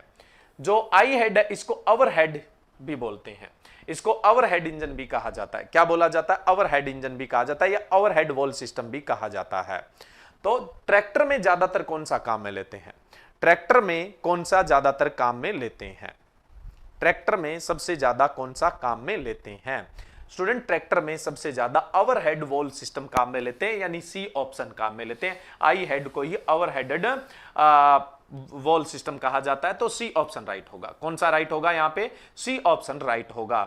सिर्फ फोर्ड में ये काम में नहीं लेते हैं, फोर्ड में ज्यादा टी हेडेड काम में लेते हैं। फोर्ड में कौन सा लेते हैं, टी हेड। बाकी सारे ट्रैक्टर के अंदर आई हेड काम में लेते हैं, जिसको ओवर हेड बोलते हैं, जिसको हम क्या बोलते हैं स्टूडेंट, ओवर हेड सिस्टम बोलते हैं। तो ओवर हेड ज्यादातर काम में लेते हैं। ये सभी की फोटो अगर आप देखना चाहो तो देख सकते हो ना, थोड़ा सा आइडिया आपको मिल जाएगा। Clear student. नेक्स्ट चलते हैं अपने अगले क्वेश्चन में। अगला क्वेश्चन है, India rank in lentil production in world, विश्व में मसूर उत्पादन में भारत का स्थान है। मसूर की दाल है ना लेंटिल, लेंटिल दाल की एक खास बात होती है, इसमें सबसे कम एंटी न्यूट्रिशनल फैक्टर होते हैं। एंटी न्यूट्रिशनल का मतलब दालों के अंदर कुछ ट्रिप्सिन इनहिबिटर या और भी कुछ ऐसे केमिकल कंपाउंड्स होते हैं जो हमारे हेल्थ को नुकसान पहुंचा सकते हैं। लेंटिल में सबसे कम, लेंटिल के अंदर सबसे कम एंटी न्यूट्रिशनल कंपाउंड होते हैं, यानी विषाक्त पदार्थ सबसे कम पाए जाते हैं। और लेंटिल उत्पादन में भारत का विश्व में कौन सा स्थान है,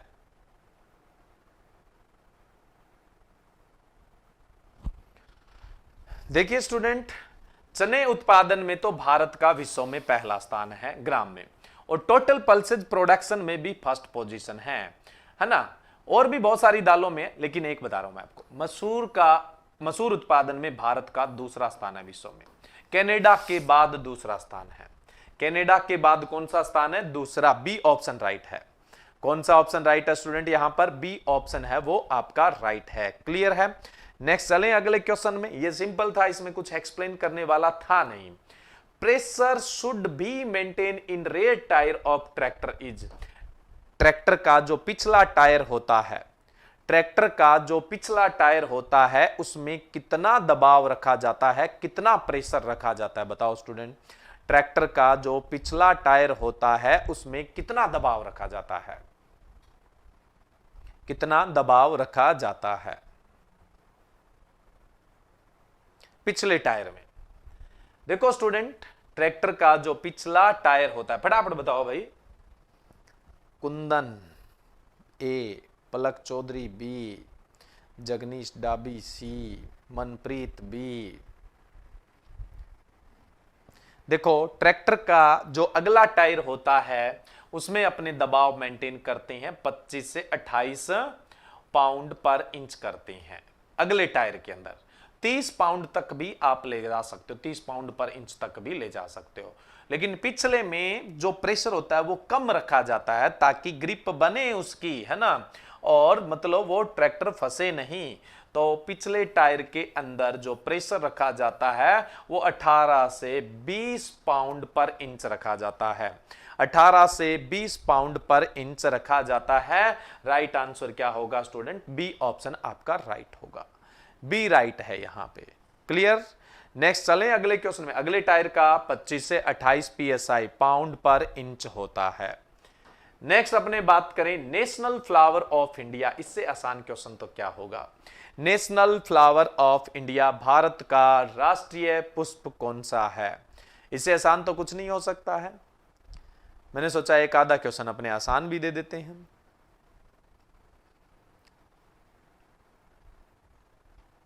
इसमें भी कई गलत कर रहे हैं, शाबाश।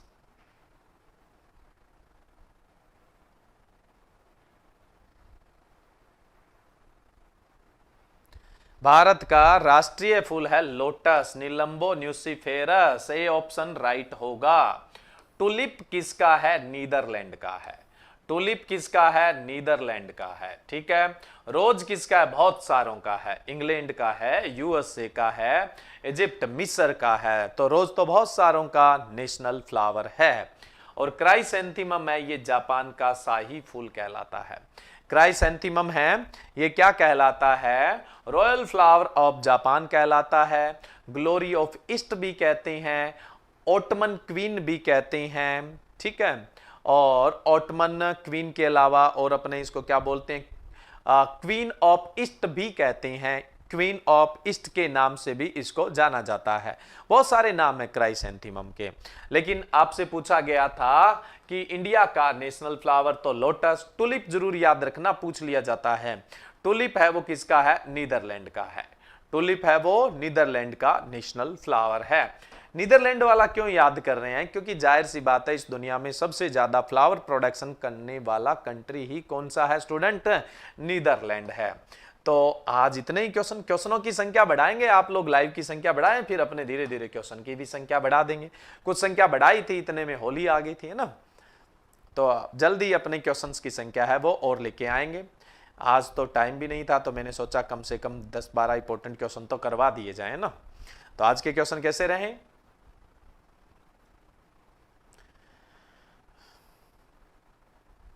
कल 9 बजे ही फिर से आप लोगों की लाइव सेशन रहेगा यहाँ पर। लेकिन ज़्यादा से ज़्यादा स्टूडेंट को इनवाइट करो ताकि ज़्यादा से ज़्यादा स्टूडेंट है वो अपने इस क्विज का फ़ायदा उठा पाएँ। और अगर सेशन शानदार आया है तो लाइक ज़रूर करें, शेयर ज़रूर करें और सब्सक्राइब भी करें।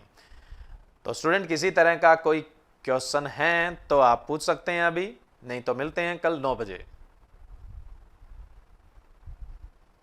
नीदरलैंड की मंडी कौन सी है? वो इंटरनेशनल मंडी है भाई, अजमेर है। अजमेर है जो इंटरनेशनल फ्लावर मार्केट कहलाता है, वो अजमेर कहलाता है। Okay student, Indian forest service के लिए अभी बुक नहीं निकाली है, टाइम लगेगा हमें। ठीक है student, thank you, good night, मिलते हैं कल 9 बजे। Okay, bye bye.